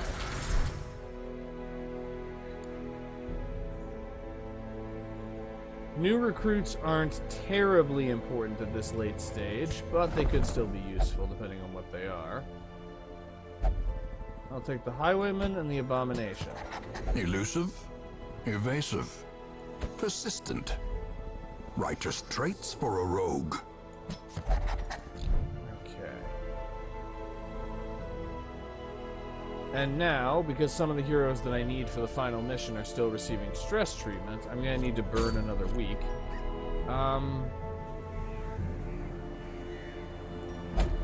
And I have an apprentice level Shrieker run that I could do. I'm gonna do that. And recover more of my lost trinkets. Let's see if we can... let's see if the noobs can survive the Shrieker run. This may end up being a disaster, but let's find out. Unequip and sort.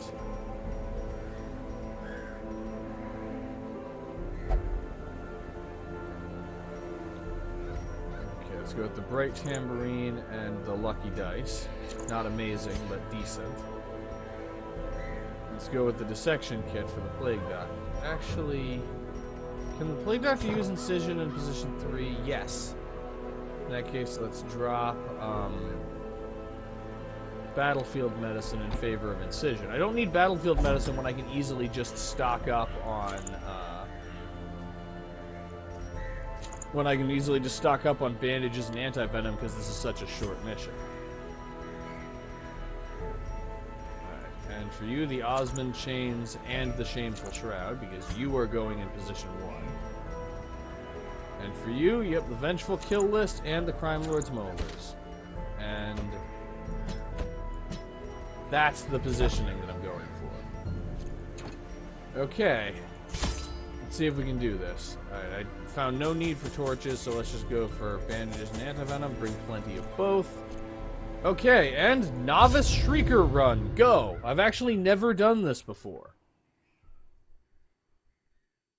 Let's find out what this is like. I assume the Shrieker will have lower dodge and fewer hit points. Considerably fewer hit points, but only marginally lower dodge.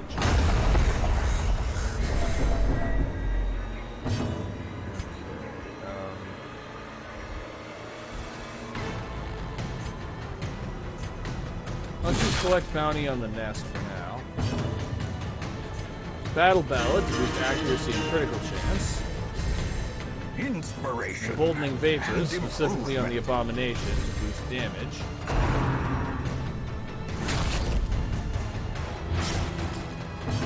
And Transform. So Rake will do 6 to 11, but gradually increase its own damage, whereas Rage will do 11 to 20 when it hits. I'm just going with Rage.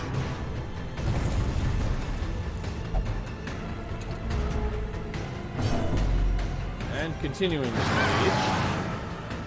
I wish I could have gotten a better damage roll there. Rage has the potential to end this fight very quickly. Alright, another Emboldening Vapors. A brilliant confluence of skill and purpose. The strategy here is basically that I only need to hit a couple of times. Combine that with Battle Ballad, which boosts accuracy, with the further bonus that it also boosts critical chance. I only need mediocre luck to win this.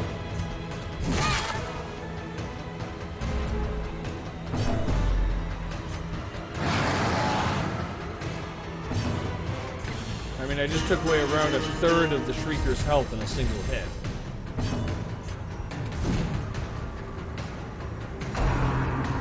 All the murder does little damage, but it does reposition the Shrieker. Attack on the guy who can take it, and that pulled him back forward. Okay, Incision. Unfortunately, that also missed. Even with all the buffs, the Abomination's the only one who's having any real luck hitting the target. Critical would be enormously appreciated right now.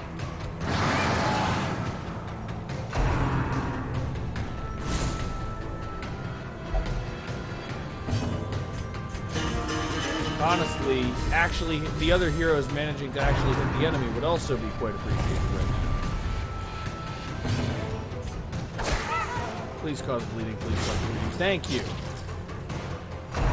And too late to use Shrieking Flight. But they survived. The entire team survived. Which means we get more of our trinkets back. I think we don't get any other rewards because we didn't kill anything. Yeah, so you get the Trapezahedrons if you destroy the nest. You probably get an even better reward if you actually kill the Shrieker. But you get your trinkets back no matter what.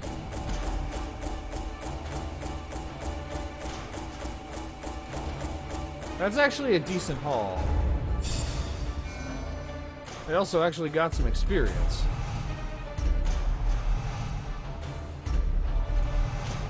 And another Corvid's Grace. I see something long absent in the sunken faces of passers-by. A glimmer of hope. Okay. Haunter is going to need some stress treatment. Well, need is a bit of a strong word in this context. But, let's see. What kind of team composition can I bring? So, Arbalest, Arbalest, Occultist. It would be really nice if I could bring a Bounty Hunter in position 1, but I don't have one who is high enough level. I think I can actually do this, though. Bench all of these guys. I may just be about to lose my entire team and have to start over, but bringing Frossard in position 2, Mules in position 3, Hotot in position 4, and Hotot in position 1. Unequip all trinkets and sort. And the Arbalest gets the bedtime story and the childhood treasure. The Occultist gets the Ancestor's Scroll and the Worry Stone. Assuming I still have the Ancestor's Scroll and can find it. Actually, let me see something. You know, the plus 25% protection is actually not going to be that good. Instead, I'm giving the I'm giving up the set bonus and giving the Arbalest the Fuseman's match stand. And do I no longer have the Ancestor's Scroll?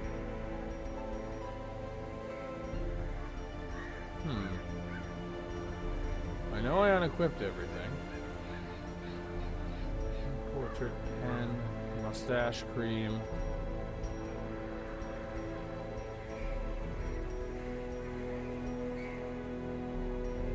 Let's see. Yeah, I must have lost it at some point and not gotten it back on my Shrieker runs. In that case, I'm going to risk using Junia's head and the Worry Stone. I still need, since the Occultist is the main healer right now, I still need boosted healing. And the Vestal gets the Atonement Beads and the Salacious Diary.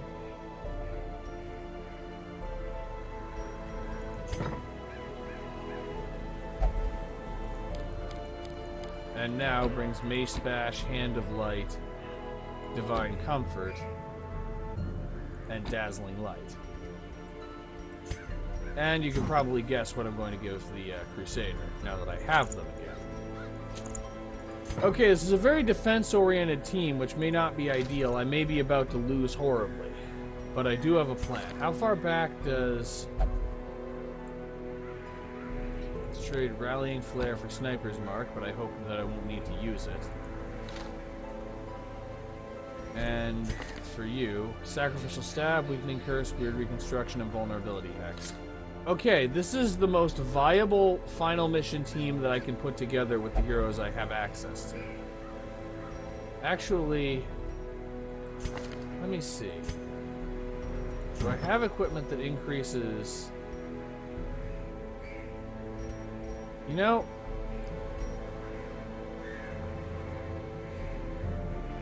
Upon further consideration...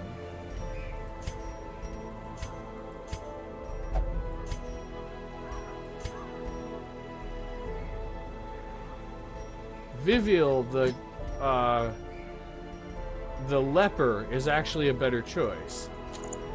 The plus 50 accuracy if his HP is above 60%, combined with the increased protection and max HP.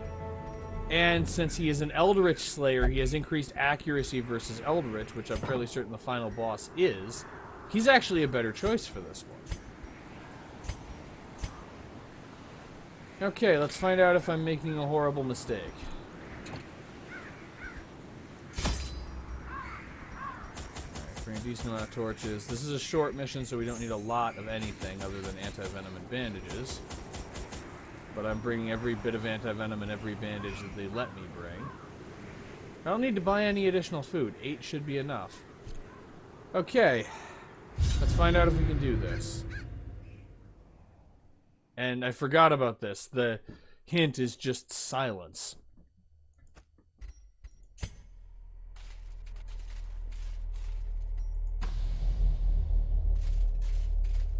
As we walk through the void.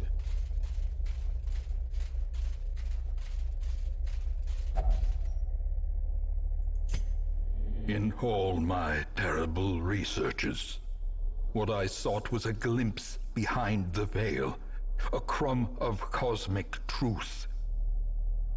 I found it here, and in that moment of brain-blasting realization, I ceased to be a man, and became a herald, an avatar of the crawling chaos. That's ominous. And considering everything we've seen so far, something still managing to be ominous after all of that is kind of a big deal. And more ancestor. Life feeds on life. In your petty pursuit of family redemption, you consume those who rally to your cause, and in so doing, you strengthen the thing, accelerating the end. This is as it should be. It is why you are here. So this raises an interesting question. Does this mean it would have been better for me to literally just do nothing? To just not answer the letter and not come back? Because it sounds like he's implying that he tricked me here and that all of the heroes who have died are actually feeding the Heart of Darkness, and that if I had just stayed home and done nothing, this would have been better. Though, this also is the basis for one of the mechanics of Stygian Run, where each of your heroes that dies strengthens the Heart of Darkness a little bit, and so if you lose more than a certain number of heroes, you just lose before even reaching it. We are chained here forever, you and I, at the end of the world. Free yourself, rouse the thing, and embrace the ineffable cosmic hideousness that lives within us all. How about no? I'm just gonna go ahead and not do that. Also, something someone told me about a while ago that I actually forgot to show during my last run is that supposedly there is a secret passage it's unmarked and cannot be discovered with scouting on the final tile of this hallway. Let's find out.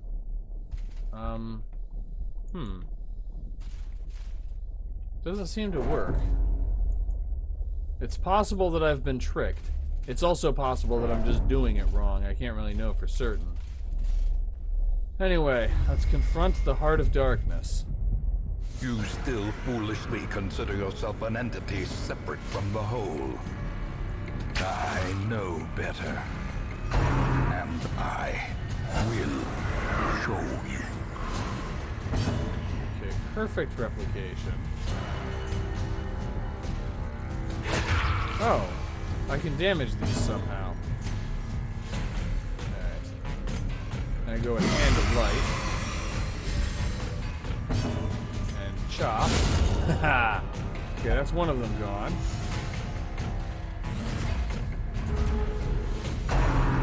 Sporadic. We are the same.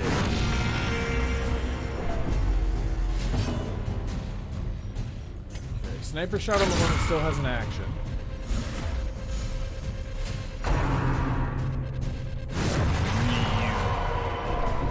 Such ominous ability names. Alright, go for a bandage. Go for a sacrificial stab. Okay, just a little more damage and that one's done. And Dazzling Light should do the job. One of them is taller than the others. The one in the front is taller than any of the others.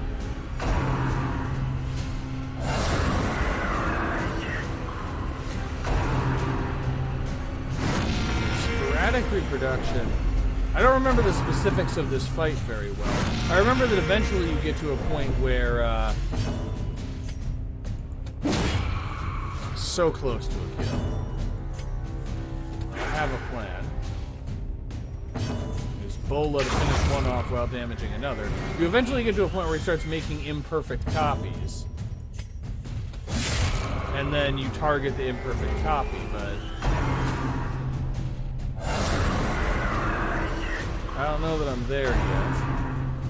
Or do I have to destroy like all of them, or all but one of them before I can do that? Mace bash. Okay, that's one of them down. Sniper shot. And chop. Okay, I just need sacrificial stab. I needed sacrificial stab to hit, though. Time heals all. Okay, it only heals a little bit. Unfortunately, time heals slowly, I guess. Okay, sniper shot, guarantee this one is gone. Or is part of the meaning of sporadic replication that he can't do this an infinite number of times. And so I can essentially gradually wear him down. And now that there's only one left, imperfect reproduction. And now he creates a version of himself that's, I'm gonna use Bola because I need to hit the messed up one. Okay, just a little bit more damage and I will have killed the messed up one. There he goes. And that damages the real him who only has, 5 hit points, so I need to destroy 5 of the imperfect reproductions. Yeah, this part I remember. Oh, but you don't know which one is the imperfect one until it takes damage. Oh, Bola will take care of that. Or perhaps not.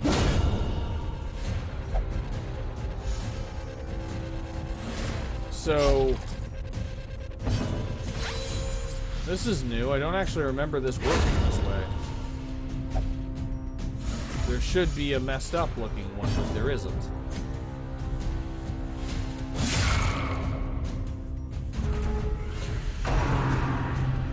I'm confused now about how this fight works. Oh, but now he uses sporadic reproduction and he creates an imperfect reflection. What? Did that glitch? Was that a glitch, or is it supposed to be that way? Sacrificial stab to get started on the imperfect reflection. Chop to almost finish the imperfect reflection. Alright, use a bandage. Right, I right-click on them to do that. You'd think I'd know that by now. And then I'm going to use Battlefield Bandage on the occultist because he needs some healing. Because I can finish this off with Mace Bash. Okay, that's 2 damage down. And now he's again using imperfect reproduction. It should create an imperfect reflection, but one of the times it just kind of didn't. That was weird. I think that actually was a glitch.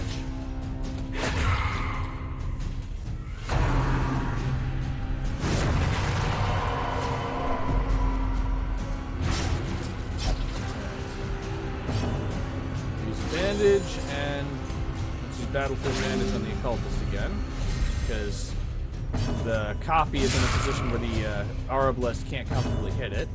Everyone else can, though. Okay, he's down to 2 remaining hit points. Assuming it doesn't glitch out again, we should be good. Of course, then I have to do it with the Heart of Darkness itself.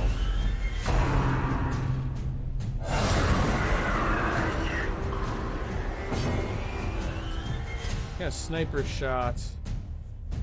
This one, just to remove it. Because it reduces the number of actions the enemy gets per round. One more solid hit from anything and the imperfect reflection is done. Okay.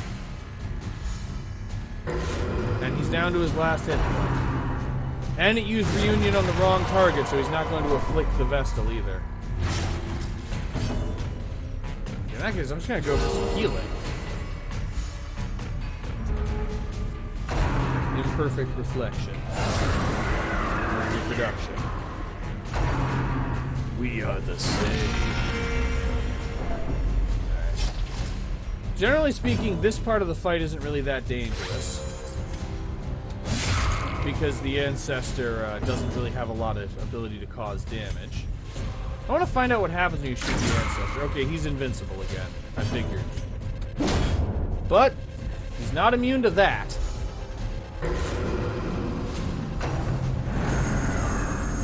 The flesh is fluid. It can be changed, reshaped, remade. Okay, I can't damage the absolute nothingness. But mark the Ancestor. Race. Nope, not yet. Though I suppose, considering the fact that I did just give up on trying to, fight the Miller, I kind of have embraced futility. Okay, that was big damage. That's good, I like big damage. I may as well have the Vestal just heal everyone. And the Leopards use Solemnity. I'm gonna be honest, I kind of forgot about this part of the fight. Alright, Sacrificial Stab. Another big critical. Not as big as the first critical, but still big. And a third critical! Wow!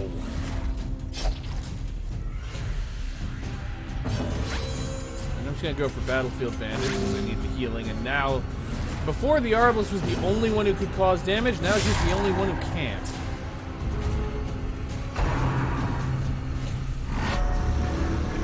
Race, you two.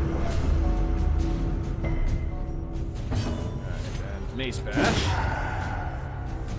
And Chop. And I'm actually going to use the Arbalest turn to get her back into position, because that also gets the Occultist into a position where he can attack with his knife. Refashion. Is this also going to move him back again? Yes, it is. But it only moves him back to position 3, not all the way back to position 4, so now most of the team can still reach him. Still going for vulnerability next, though. Can I reach him with Mace Bash? I cannot. I can reach him with Hand of Light, which will do 4 to 7. I'm just going to heal instead. Especially since that has the chance of critical healing. And I definitely can't reach him with Leper, so Solemnity. But now, Sniper Shot. Oh! Almost got him. Just a little more damage and he'll be gone. I was not well, first of all, I'm going to be honest. I completely forgot about this part. I actually entirely forgot about this part of the fight against the Ancestor. But when I saw that health pool, I was not expecting this fight to go by this fast. Undying. Pray it does not take too hideous a form. Okay, and how did it dodge vulnerability hacks? So let's try that again. Okay, resisted the debuff, but it is marked. Okay, Mace Bash. Wait, its stun resistance is not 100%. I could have stunned it. Okay, Sniper Shot.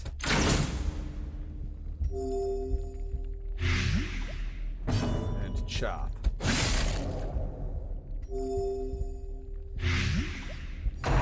Dispersion.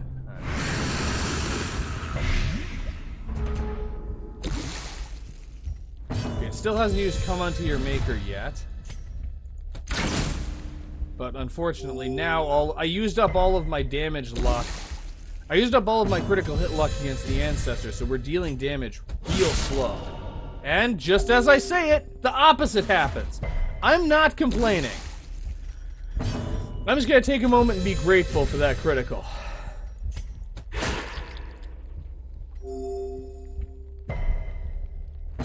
And it is not immune to stun, so I'm going to try to stun it. I succeeded!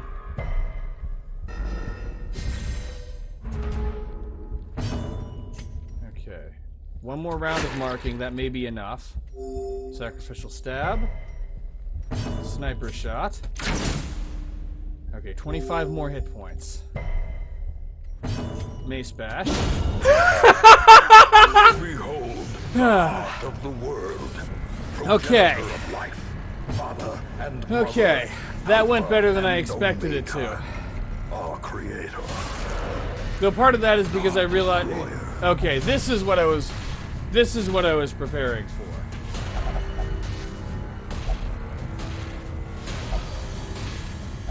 And come unto your maker. Unfortunately, the Vestal is the one I have to sacrifice. I specifically planned this.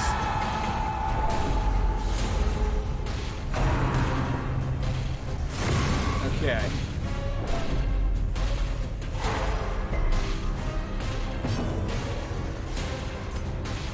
Mark the target and reduce its dodge to effectively 0. And another critical. Okay. This is essentially a damage race. There's no point in even worrying about healing. Which means this is the time when we really need to get criticals. Well, if I have to pick someone, it's going to be the... Wait, the Arbalest can't use Sniper Shot in position 2. Which means she's the one I can afford to lose. Yeah, I am basically turning into the Ancestor. And we have a Paranoid Occultist. This could be a problem. Okay. We're officially in some actual real danger. I need at least a little bit of good luck.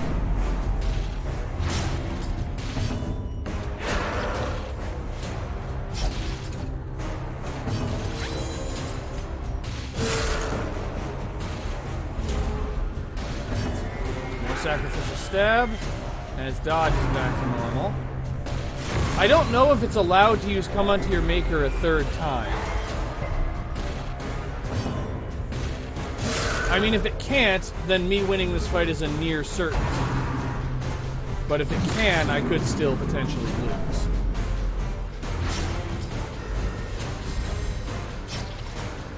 Okay, we're out of bandages. But we got it! We lost half the team again, but we got it. Victory. A hollow and ridiculous notion. We are born of this thing, made from it, and we will be returned to it in time.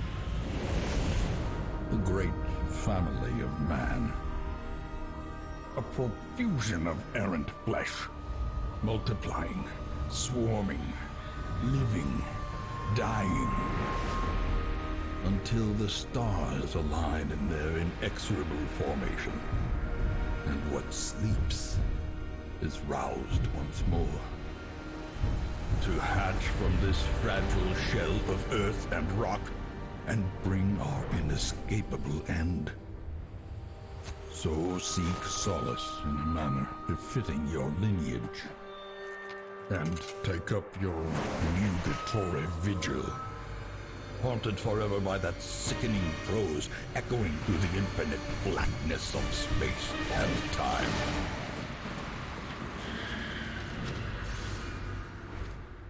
Ruin has come to our family. And with that, the Darkest Dungeon Nearsighted Run has come to a close. I'd like to thank you all for watching. I hope you enjoyed the project. And now it's time for a bit of an announcement. I've decided that I'm actually going to retire from making these kinds of videos. It's been fun. I enjoyed doing it. I enjoyed experiencing games like Darkest Dungeon and getting a chance to share my experience with all of you guys. But just as time has passed, I've gotten busier and busier and more wanted to work on other kinds of creative projects and stuff.